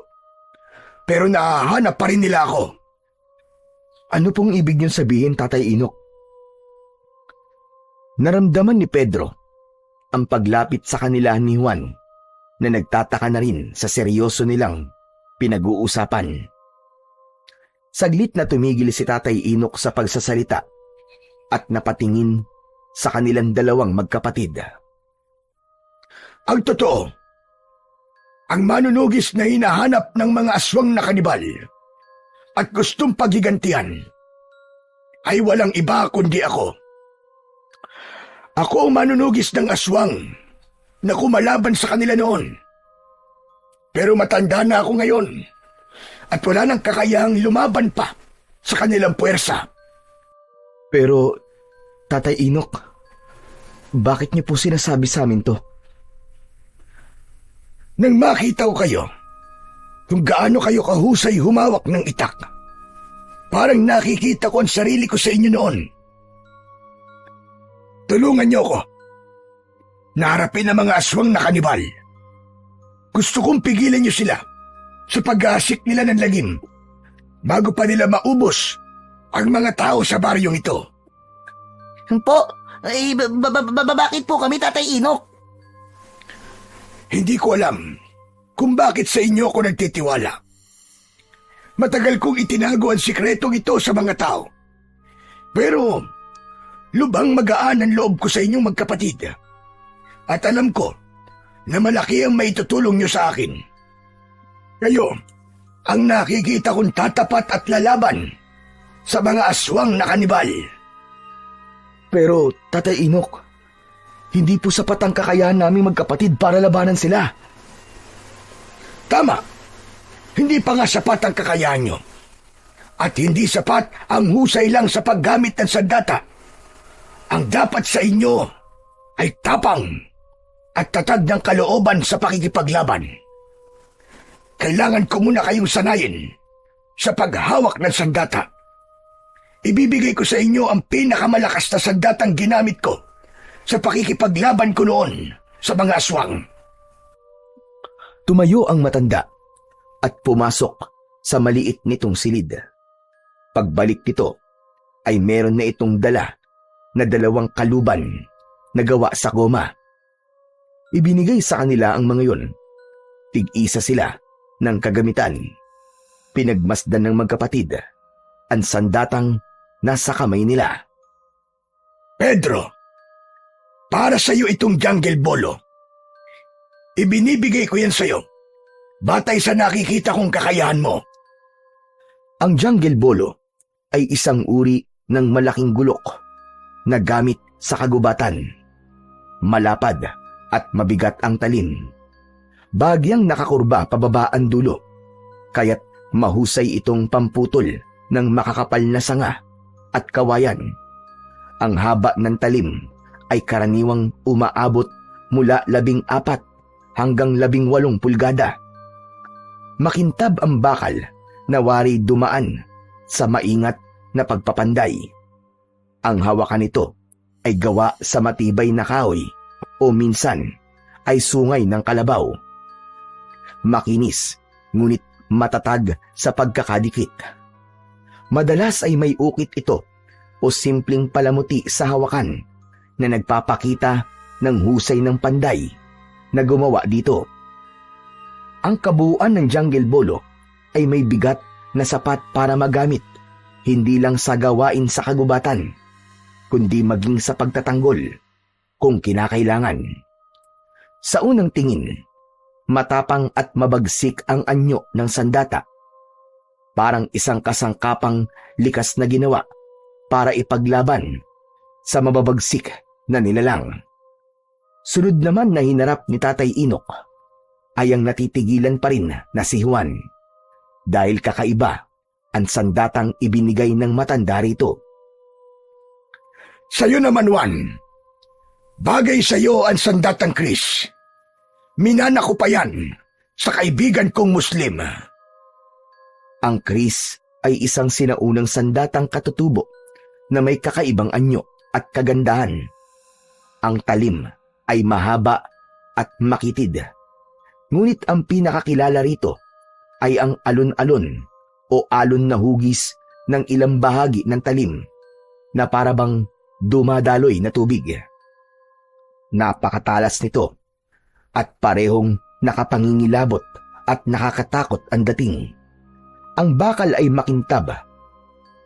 Ang hawakan nito ay yari sa matibay na kahoy o sungay ng hayop. At madalas ay may ukit ng maselang disenyo na nagpapakita ng kultura at paniniwala ng mga gumagawa nito. Ang itsura ng sandata ay bahagyang nakakurba o pinalapad na nagsisilbing dagdag proteksyon sa kamay ng gumagamit. Karaniwang nakalagay ito sa isang malapad na baluti o kaluban na yari sa kahoy at minsan ay pinapalamutian ng makukulay na tela at metal. Hindi lamang ito itinuturing na sandata sa labanan, kundi sandata rin para ipagtanggol ang sarili laban sa mga nilalang na magtatangka sa buhay ng may hawak nito. Wow! Ang astig naman po ng sandatang Chris, Tatay Inok. Para na po akong tunay na manunugis ng mga aswang. Parang isang mandirigma. Hindi biro ang makakalaban nyo. Buhay nyo ang nakataya rito. Kaya kailangan maging biyasa kayo sa paggamit ng inyong mga sandata. Pero Tatay Inok, mas kailangan po namin magtrabaho para sa nanay namin na may sakit. Huwag kayong mag-alala. May sahod pa rin kayo sa akin. Basta tutulungan nyo kung labanan ng mga aswang na kanibal. Kailangan nyo ng mas matinding pagsasanay bago natin hahanapin ang kuta nila. Malakas ang kutob kong nasa kagubatan ng tribo nila at naghihintay lamang ng tamang pagkakataon para sumalakay sa atin. Sige, nakahanda po kaming tumulong, Tatay Inok. Gagawin po namin ang lahat na makakaya namin para magawa ang misyon. Tatay Inok, kailan mo po kami tuturuan? Pwede po bang umuwi na muna kami ni Kuya? Bigla po kasi ako nag-alala para kay nanay eh. Sige, kayong bahala. Basta pumunta na lamang kayo dito para makapagsimula tayo sa pagsasanay. Pero bago yon, ubusin muna natin ang ating tinda bago tayo magsara. Katulad ng inaasahan, nagtinda muna ang magkapatid ng mga karne. Mabilis nilang naipaubos ang paninda at maaga silang nagsara ng tindahan. Pagkatapos naman ay nagpaalam na rin ang magkapatid. Sinimulan na nilang maglakad pabalik sa kanilang bahay. Wala silang inikan habang tinatahak ang daan. Pagkalipas ng ilang minutong paglalakad, ay nakasalubong nila si Mang Kepweng. Malapad ang pagkakangiti nito sa labi habang nakatingin sa kanilang dalawa. Oh, mabuti naman at nakita ko kayo magkapatid. Pupunta sana ako sa inyo sa palengke. Bakit po, Mang Kepweng? Gusto kong makita nanay nyo. Wala akong pasyente ngayon eh. Tamang-tama sana para magamot ko na kagad ang nanay nyo. Nagkatinginan ang magkapatid. Hindi nila alam kung ano ang isasagot sa lalaki. Ngunit tumango naman si Pedro kay Juan bilang pagpapakita ng pagsang-ayon nito sa sinasabi ni Mang Kepweng. Pero hindi yun nakaligtas sa paningin ng albularyo. Bakit parang wala kayong tiwala sa panggagamot ko? Hindi naman po sa ganun, Mang Kepweng. Kaya lang po wala po kasi kaming pambayad sa inyo eh. Ano ba naman kayo? Sinabi ko na nga na libre ang aking serbisyo. Magaan kasi ang loob ko sa inyo dalawa na magkapatid. Kaya tayo pang hinihintay nyo, tara na. Huwag na kayong mahiya, pampihira naman kayong dalawa. Kuya, libre naman pala eh. Sige po, Mang Kepweng. Sumama na po kayo sa amin ni Kuya, pauwi na po kami. Maaga po kasi kami nagsara ngayon eh. Aba, maganda yun ah. O sige, kung gano'n sasama na ako sa inyo. Habang naglalakad, ay nag-usap ang tatlo tungkol kay Tatay Inok. Kaya hindi na malaya nila na nakarating na sila sa kanilang bahay. Pinapasok nila si Mang Kepweng na panayan tingin sa palibot ng kanilang kubo. Pagpasok nila hanggang kusina, ay nakita nilang abala sa pagluluto ng karne ng kambing si Aling Senab. Nakatalikod ito sa kanila, kaya't hindi nito namamalayan na nakapasok na pala ang magkapatid. Nay, nandito na po kami. Maaga po kami nagsara ngayon. Nay, meron po kaming kasamang albularyong titingin po sa sakit nyo. Aba, akala ko ba Pagharap ni Aling Senab, nabitiwan nito ang hawak na sandok at natigilan sa kanyang kinatatayuan. Hindi nito inaalis ang tingin sa nakatayong si Mang Kepweng. Nagtataka naman ang magkapatid sa kakaibang ikinilos na yon ng kanilang ina. Habang si Mang Kepweng naman ay nakangiting nakatingin kay Aling Senab. Nay, Mang Kepweng, magkakilala po ba kayong dalawa? Si Aling Senab ang unang nakabawi sa pagkabigla. Ngunit kapansin-pansin ang pagbabago sa kilos nito. Nanghihinang napaupo ito at hindi tumitingin kay Mang Kepweng. Bumundo lang kaba sa dibdib ni Pedro dahil ramdam niya ang tensyon sa loob ng kusina. Kaya naman, hindi niya iniwan ang kanyang ina. Halata ang panginginig sa katawan nito, habang si Juan naman ay pinaupo sa mahabang bangko si Mang Kepweng, paharap sa lamesa. Pasensya na kayo. Baka masama lang ang pakiramdam ng nanay nyo. Oo, masama nga ang pakiramdam ko mga anak. Sige na, lumabas na muna kayo. At ako na lang ang makikipag-usap kay Mang Kepweng. Magkasamang lumabas ng kusina ang magkapatid. Ngunit nanatili silang nakaupo sa upuan nila sa sala habang pinakikiramdaman ang nangyayari sa paligid. Maging sa kung ano ang pinag-uusapan ng mga ito sa loob ng kusina. Hindi tuloy maiwasan ng magkapatid na hindi magtaka at hindi mag-alala sa mga nangyayari. Kuya, teka lang. Sa palagay mo, tama bang iniwan natin si nanay na mag-isa habang kausap si Mang Kepweng? Ewan ko, Juan. Hindi ako mapalagay. Alam mo, para talagang may mali eh. Halata na natakot si nanay kay Mang Kepweng. Ayaw niya lang ipakita sa atin.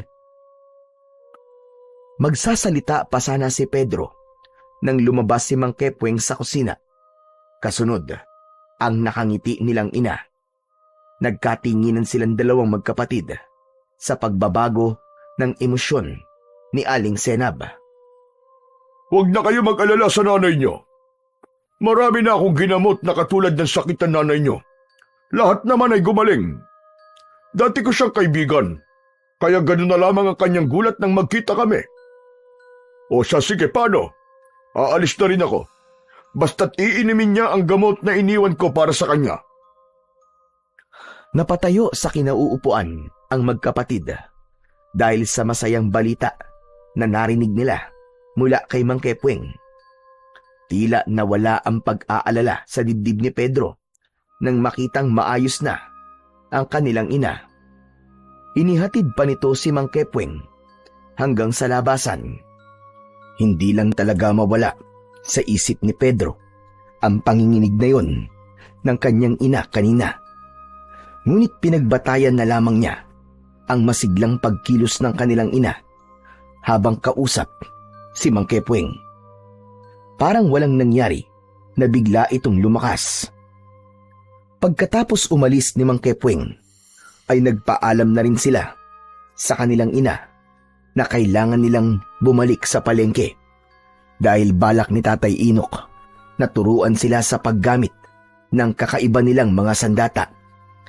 Hindi nila sinabi sa kanilang ina na balak nilang maging isang manunugis ng mga aswang na kanibal dahil ayaw na nilang mag-alala pa ito sa kanilang dalawa ng kanyang nakababatang kapatid na si Juan.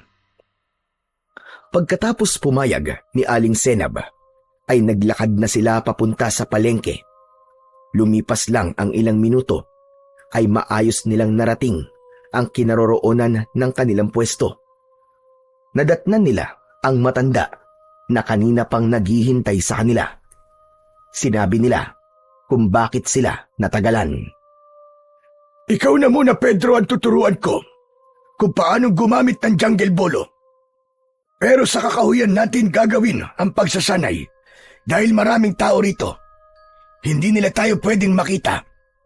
At Tatay Inok, sabay niyo po ba kaming tuturuan ni Kuya?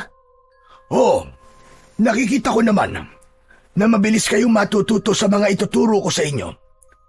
Meron na talagang mga nakahandang kagamitan na pagsasanayan natin sa kakahuyan.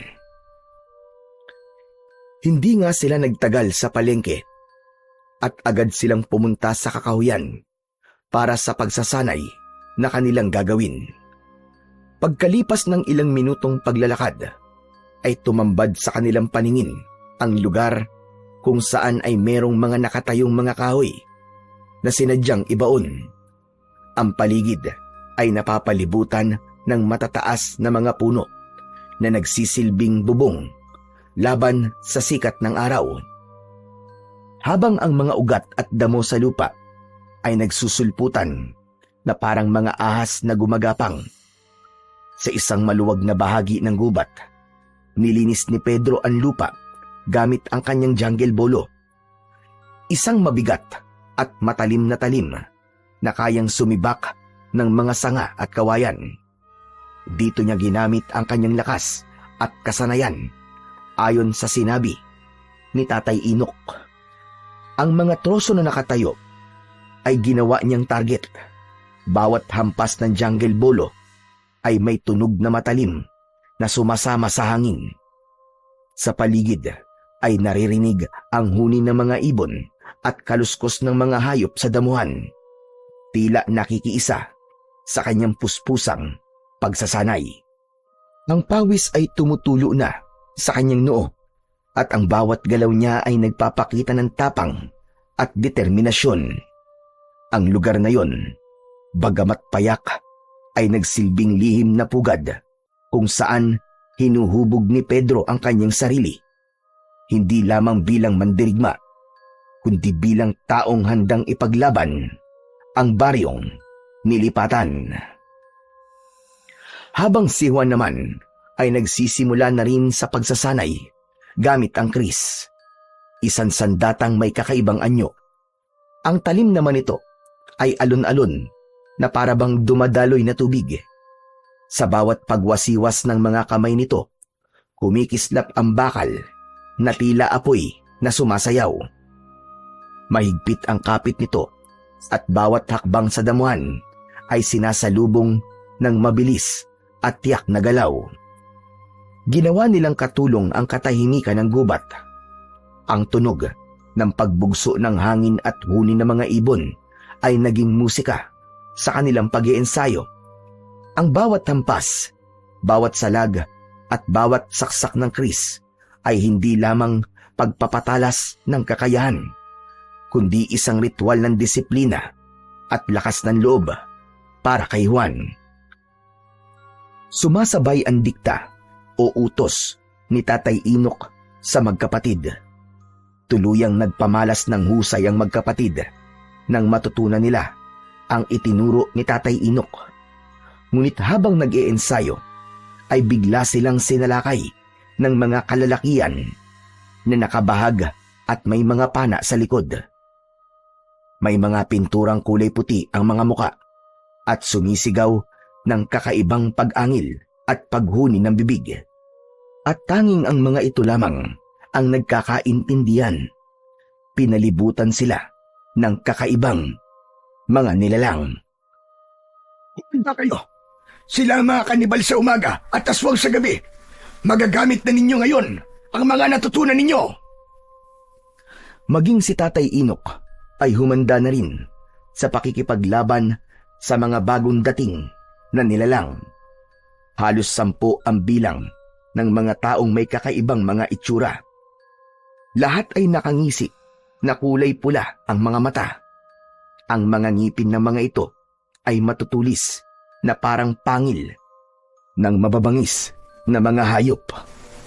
Nakatayo sa gitna ng maluwag na kakahuyan ng 3 habang pinakikiramdaman ang galaw ng mga kanibal sa kanilang paligid. Tangan-tangan ang kanilang mga sandata laban sa mga pana ng kalaban. Mabilis ang tibok ng puso ni Pedro ng mga sandaling yon.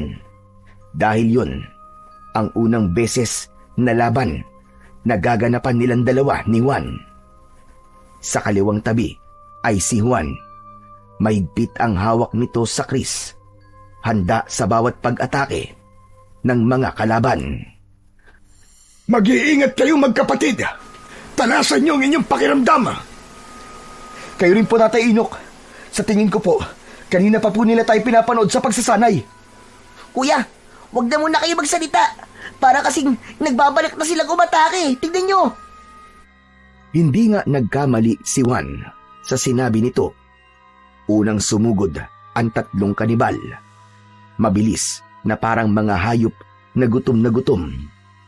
Isang malakas na hampas ng jungle bolo ni Pedro ang dumurog sa isang balikat ng kanibal, habang ang isa naman ay tumilapon sa damuhan nang salubungin ng kris ni Juan ang iba pang kanibal. Lumipad ang mga palaso mula sa kanilang mga kalaban.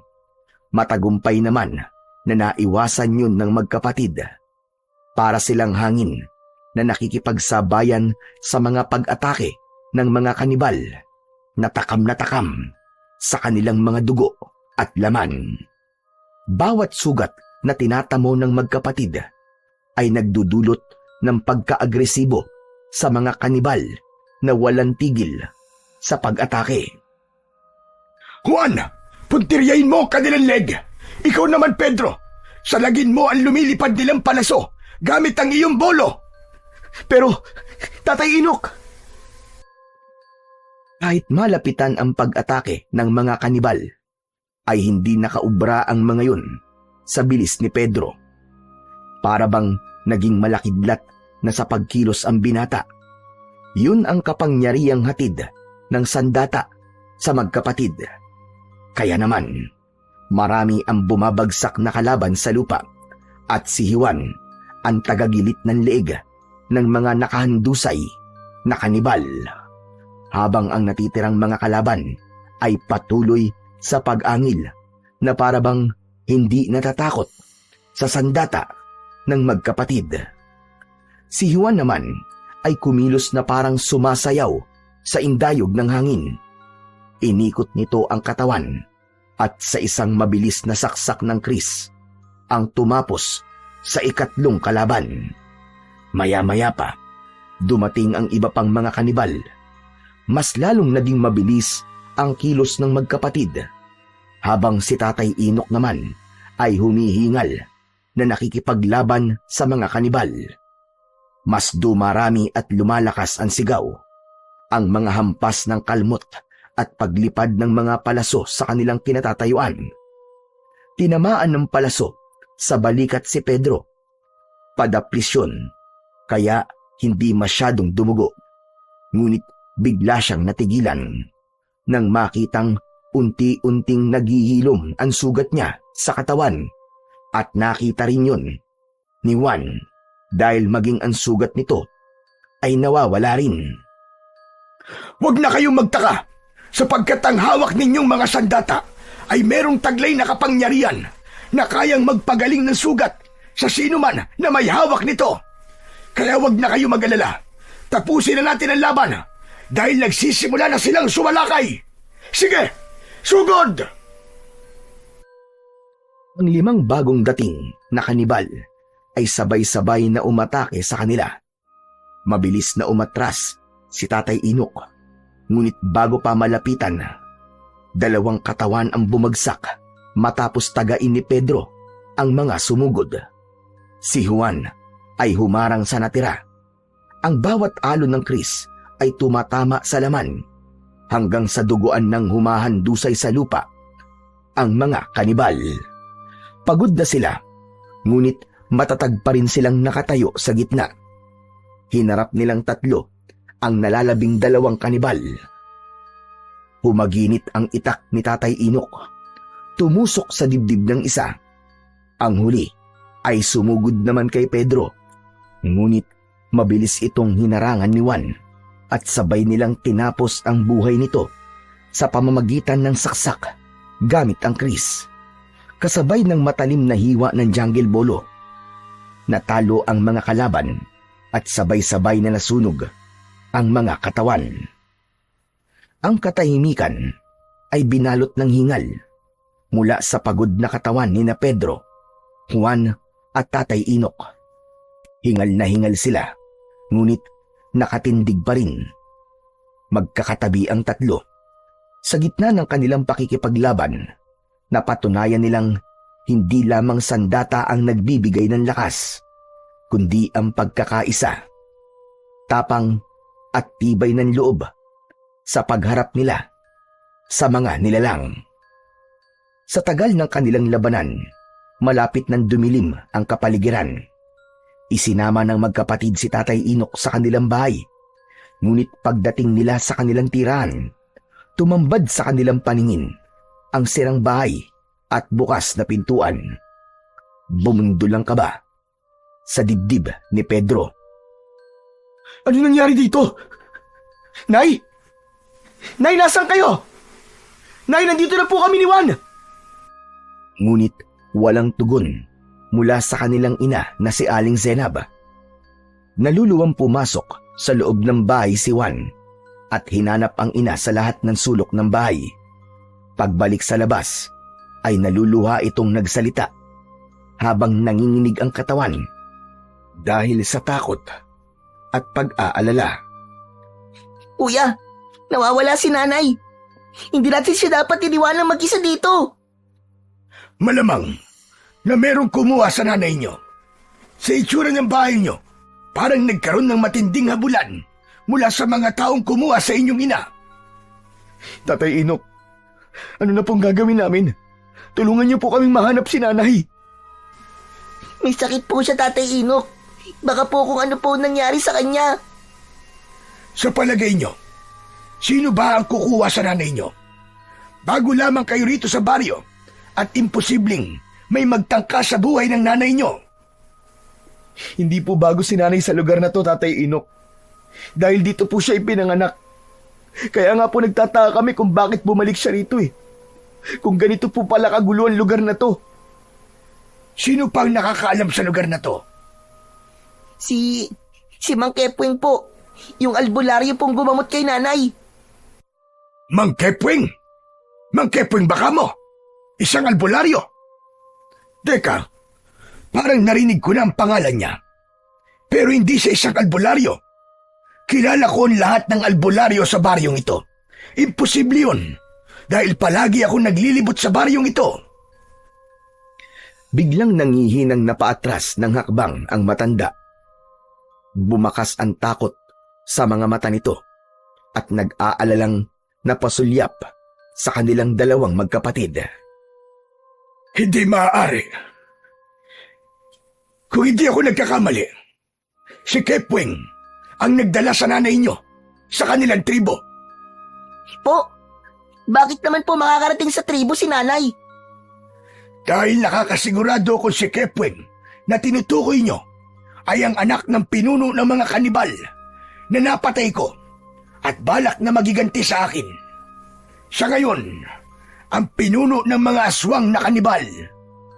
Pero bakit naman po madadamay si nanay? Wala po siyang alam sa away niyo. Yun na ngang ipinagtataka ko, Pedro. Dahil ang kanilang mga pinapatay ay ang lahat ng may kinalaman sa aking lahi. Pero Tatay Inok, nabanggit po din nanay sa amin na kaibigan daw po niya si Mang Kepwing. Kaya po nagtiwala po kami ni Kuya sa kanya. Nagtiwala kayo. Kahit mabigat ang nararamdaman nyo sa kanya, di ba? Ang taong merong masamang budi, kadalasan ay nararamdaman ng mga taong nakapalibot sa kanya ang bigat ng kanyang presensya. Posibleng ginamitan ng hipnotismo ang nanay nyo para umanib siya sa kanilang lahi. Tiyak na may ibang dahilan. Nasa panganib ngayon ang nanay nyo. Kuya, Tatay Inok, kailangan po nating hanapin ang kinaroroonan ng kanilang tribo. Hindi po kami maaaring manatili rito nang hindi naililigtas ang nanay namin.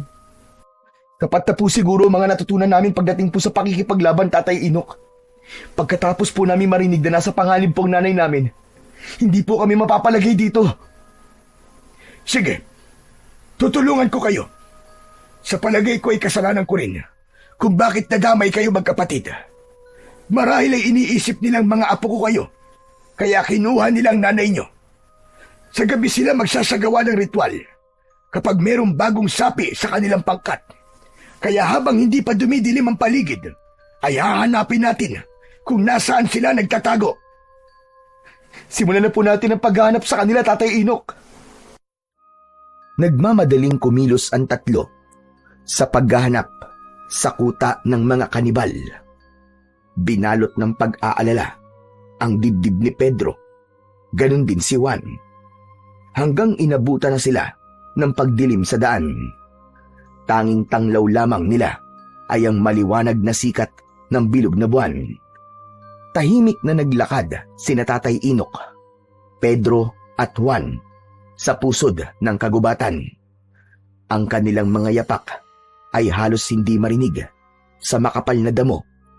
Ngunit ang kanilang mga mata ay malikot na parabang alerto sa bawat galaw ng paligid. Maingat nilang sinusuyod ang bawat sulok ng gubat. Sa kanilang mga puso ay iisa lamang ang layunin. Hanapin ang tribo ng mga aswang para iligtas ang kanilang ina na si Aling Zenab. At nang matuldukan na ang matagal ng pag-aasik ng lagim at takot sa kanilang baryo, maya-maya pa ay unti-unting nagbabago ang klima ng paligid. Ang mga puno ay nagmistulang kublihan at ang hanging pumapaloob ay mabigat. Amoy ng nabubulok na laman at dugo ng tao ang umalingasaw sa buong paligid. Nararamdaman kong malapit na tayo sa kanilang tribo. Kaya humanda na kayong dalawa. Mahinang bulong ni Tatay Inok sa magkapatid habang ang mga mata ay kumikislap sa dilim. Narinig nila ang alingaw ng mga nakakatakot na halakhak mula sa di kalayuan. Ang tunog ay hindi pangkaraniwan. Malalim, gutom, at punong-puno ng kasamaan. Dumagdag pa rito ang mga matang nagliliwanag mula sa kadiliman. Dahan-dahang lumitaw mula sa pagitan ng mga puno ng kahoy. Sa wakas, natagpuan nila ang kanilang hinahanap, ang nakatagong tribo ng mga aswang. Kitang-kita ni na Pedro at Juan ang kanilang ina na nakagapos sa kawayang nakabalagbag sa itaas ng kakahuyan. Walang malay at merong mga pasa sa katawan. Habang ang malaking kawa ay kumukulo, nakalagay ang mga lamang loob ng mga biktima ng mga ito. Sa gitna ng nag-aalab na mga sulo, nagsasayaw ang mga nilalang na kalahating tao at kalahating halimaw. Ang mga balat ay kulay abo, ang mga kuko ay matutulis, at ang mga ngipin ay kumikintab sa dugo ng huli nilang mga biktima. Tahimik na nagtagpo ang tingin ng tatlo. Walang salita, ngunit malinaw ang kanilang pasya na ang labanan ay hindi na nila maiiwasan.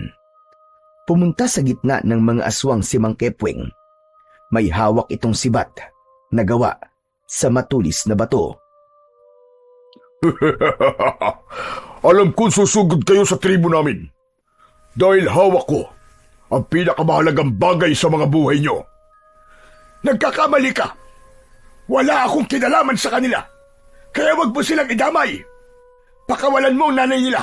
Dahil kung hindi, mangyayari rin sa inyo ang ginawa namin kanina sa mga tauhan mong hayop ka. Matagal na panahon na kitang hinahanap, tanda.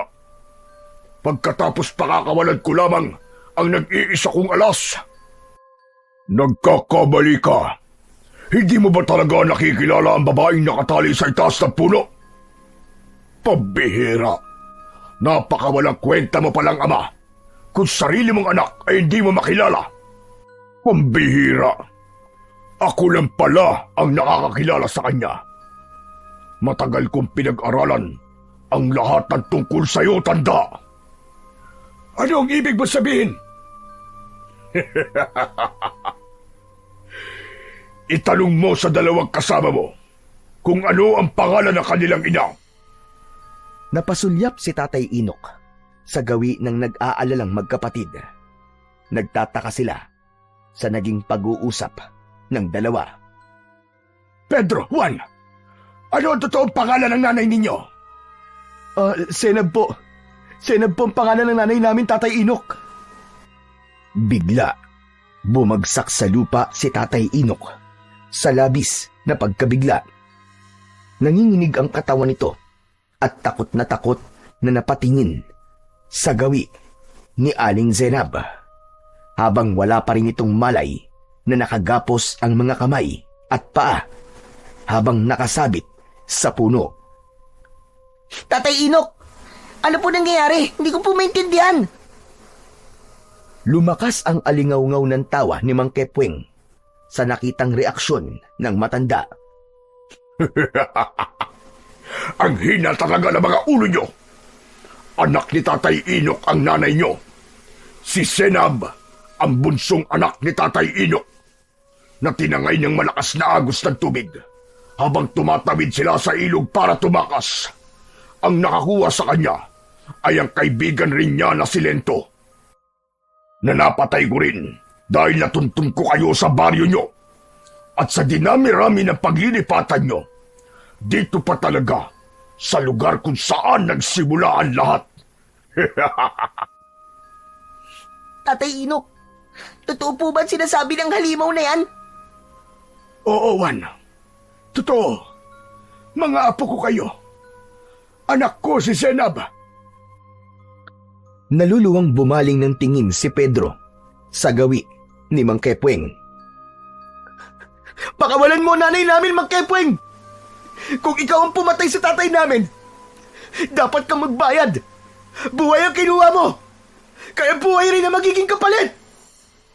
Kaya nga ako naniningil sa inyo Dahil buhay ang inutang ng magaling na manunugis niyong lolo. Nagpalit pa ng pangalan ng hayop. Akala niya siguro ay makakapagtago siya sa akin ng habang buhay. Hindi niya akalain na sa pagpalit niya ng pangalan, hindi kagad siya makikilala ng kanyang anak.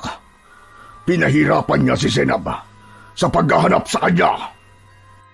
Pakawalan mo ang anak ko, hayop ka! Tayong dalawa magtuos! Huwag mong idamay ang pamilya ko! Ako lang ang may kasalanan sa'yo. Sobra na ang buhay na kinuha mo sa akin. Kaya tama na! Tapusin na natin ito! Nagkakamali ka.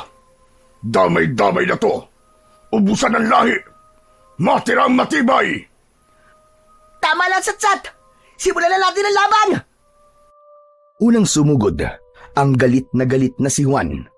Hawak ang kanyang kris. Napuno ng sigawan, ang salubungan ng mga naglalaban. Sabay-sabay na sumugod ang mga alagad ni Mang Kepweng. Kumakaway sa ere ang matutulis na mga kuko at pangil na kumikislap sa liwanag ng apoy sa gitna ng tribo. Ngunit sa sandaling yun, sina Tatay Inok, Pedro at Juan ay nagmistulang mga hangin na gumagalaw ng magkakahiwalay para labanan ang mga halimaw. At bawat galaw nila ay mabilis at halos hindi masundan ng mga mata.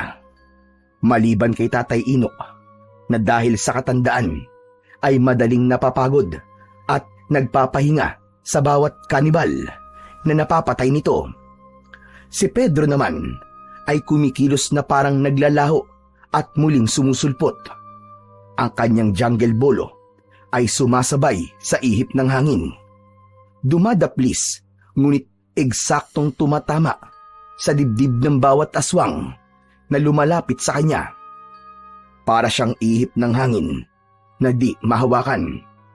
Ngunit sa likod ng bawat dampi ng kanyang sandata ay may kasamang sugat na nagdudulot ng kamatayan sa bawat tatamaan ng kanyang jungle bolo. Si Juan naman, hawak ang kris, ay parang ipo-ipo. Ang bawat hampas ay sabay na bumabagsak ang mga kalaban sa lupa habang nagkikisay ang katawan na hinahabol ang sariling hininga. Pinipigilan ng mga aswang ang pagbulwak ng kanilang dugo mula sa sugat na likha ng kris ni Juan. Kasabay ng pagkasunog ng katawan ng mga ito. Ang bawat pag-atake ay walang tunog. Tanging ihip lamang ng hangin ang maririnig bago bumagsak ang isang aswang sa lupa, duguan at wala ng buhay. Ang bawat pagwasiwas ng mga kamay ng magkapatid ay parang alon ng hangin na pumupunit sa balat ng mga aswang na kumakalaban sa kanila. Isang mabilis na pagsaksak sa katawan ng natitirang kanibal ang ginawa ni Pedro. Tumagos ang kanyang jungle bolo sa likod nito. Bumagsak ang huling alagad sa lupa hanggang sa natira na lamang ang nakatayo na si Mang Kepweng. Si Tatay Inok ang umakyat sa puno para iligtas ang anak, habang sina Pedro at Juan ay nakatayo paharap sa pinuno ng mga aswang na kanibal. Nasa dugo niyo talaga ang pagiging manunugis at matadero ng mga aswang. Hindi ko akalain na mas malakas pa pala kayo kay Tatay Inok. Dapat pala, pinatay ko na kayong magkapatid.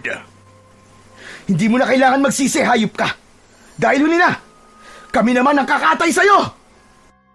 Kaya simulan mo na magdasal sa hari ng kadiliman. Tignan ko lang kung matulungan ka lang Diyos-Diyosan mo dahil malapit na kayo magkita sa impyerno. Ngumisi ng nakakakilabot ang pinuno ng mga aswang na si Mang Kepweng. Umikot ito ng mabilis sa ere. Gamit ang sibat, inatake sila nito ng palo sa katawan. Bumagsak pasadsad sa lupa si Juan. Hindi rin naiwasan ni Pedro ang pagtama ng sibat sa kanyang tagiliran. Bumagsak siya sa lupa, ngunit itinukod niya ang kanyang jungle bolo. Mabilis at matapang na hinarap niya si Mang Kepweng. Naiiwasan ito, ang kanyang bawat pag-atake. Maya-maya pa ay naramdaman niya ang pagtulong sa kanya ng nakababata niyang kapatid na si Juan. Magkasabay silang umatake at sumugod sa kinaroroonan ni Mang Kepweng. Dahil sa bilis ng pagkilos ng magkapatid, hindi na nagawang iwasan ng kalaban ang kanilang mga pag-atake. Para sa tatay ko na pinatay mo! Mamamatay ka na ngayon sa mga kamay ko! Isang ubod ng lakas na pagsaksak sa tiyan ang ginawa ni Pedro.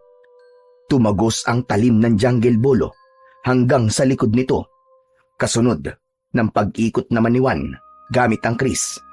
Nilaslas nito ang leeg ni Mang Kepweng at sabay nilang binunot ang kanilang mga talim at inulit ang pagsaksak sa katawan nito. Hanggang sa bumagsak sa lupa si Mang Kepweng. Naliligo ito sa sariling dugo at kung ano ang naging itsura ng mga naging biktima nito ay ganun din ang sinapit ni Mang Kepweng. Dilat ang mga mata at may lumalabas na dugo sa ilong at wakwak ang tiyan dahil sa tama ng jungle bolo ni Pedro. Habang ang leeg naman ito ay balat na lamang ang nakadikit sa katawan. Tila kinatay na baka. Brutal at malalang ganti ng magkapatid na matadero ang sinapit ng pinuno ng mga aswang. Napasulyap ang magkapatid sa gawi ni Tatay Inok, habang ang kanilang ina na si Aling Senab ay nagkamalay na. Anak! Senab! Ang Tatay Rodolfo mo to! Ako si Tatay Inok! Tinulungan ako ng mga anak mo! Patawarin mo ko! Hindi ko alam na buhay ka pa! Ay, Diyos ko! Buhay nga po kayo! Salamat sa Diyos! Nahanap mo ko! Oo, anak. Ang mga anak mong sina Pedro at Juan ang nakahanap sa akin. Sa tulong ng Diyos, pinagtagpo kami ng mga anak mo. Kaya pala pamilyar sa akin ang kilos nila. Parang nakikita ko ang sarili ko sa kanila dahil taglay nila ang dugo ng pagiging isang matadero. Bilang isang manunugis ng mga aswang. May papalit na sa akin. Wala nang manggugulo sa atin, anak. Magkakasama na tayong muli. Buo na ang ating pamilya. Tay, ang akala ko po talaga, hindi na tayo magkikita pa. Isang malakas na hagulgol ng iyak ang narinig nila sa mag-amang matagal nang hindi nagkita. Habang sina Juan at Pedro naman ay hawak pa rin ang sandata na tumutulo pa ang sariwang dugo ni Mang Kepweng. Napalapit sila sa kinaroroonan ng kanilang ina. Inalalayan nila itong tumayo at nilisan ang lugar na yon ng magkakasama. Kasabay ng pagkasunog ng buong tribo ng aswang na kanibal.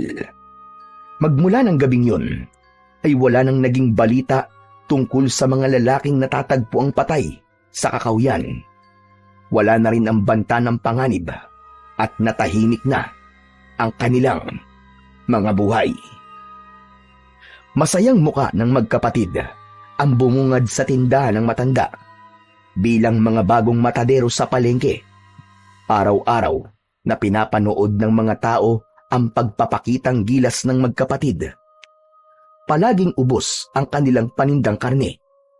Hindi nagtagal ay nakahanap si Tatay Inok ng albularyong titingin sa sakit ni Aling Zenab. At dahil sa matyagang gamutan, gumaling ang kanilang ina sa sakit nito. Ngayon ay kasama na nila si Tatay Inok sa bahay. At sila namang magkapatid ay isa ng napakahusay na matadero sa palengke ng baryo ng Kalumpit. Sa kwento nina Pedro at Juan, higit pa sa kanilang husay at lakas ang naging sandigan nila sa bawat laban. Totoo na ang kanilang tapang at kasanayan sa sandata ay mahalaga, ngunit higit sa lahat ang kanilang pananampalataya sa Panginoon ang nagbigay ng tibay sa kanilang loob para lumaban sa kampon ng kadiliman. Sa gitna ng dilim ng kagubatan at panganib na dala ng mga aswang, hindi sila nawalan ng pag-asa sapagkat naniniwala silang kasama nila palagi ang Panginoon. Ang tao ay maaaring malakas at biyasa, ngunit kung wala silang tiwala sa Diyos, ang kanilang puso ay madaling panghinaan. Si Pedro at Juan ay nagtagumpay hindi lamang dahil sa kanilang sariling lakas, kundi dahil naniwala silang hindi sila nag-iisa, na sa bawat hampas ng kanilang mga sandata, ang Diyos ang gumagabay sa kanila. Ipinakita nila na ang pagmamahalan ng isang magkapatid ay palaging magkasama sa hirap at ginhawa. Dahil sa ating sariling buhay, hindi man natin kahaharapin ang mga kanibal o aswang, haharapin naman natin ang iba't ibang klase ng pagsubok na susukat sa ating katatagan. Kaya piliing maging mabuting tao upang ang kaparusahan ay hindi natin sapitin sa kamay ng may likha sa atin.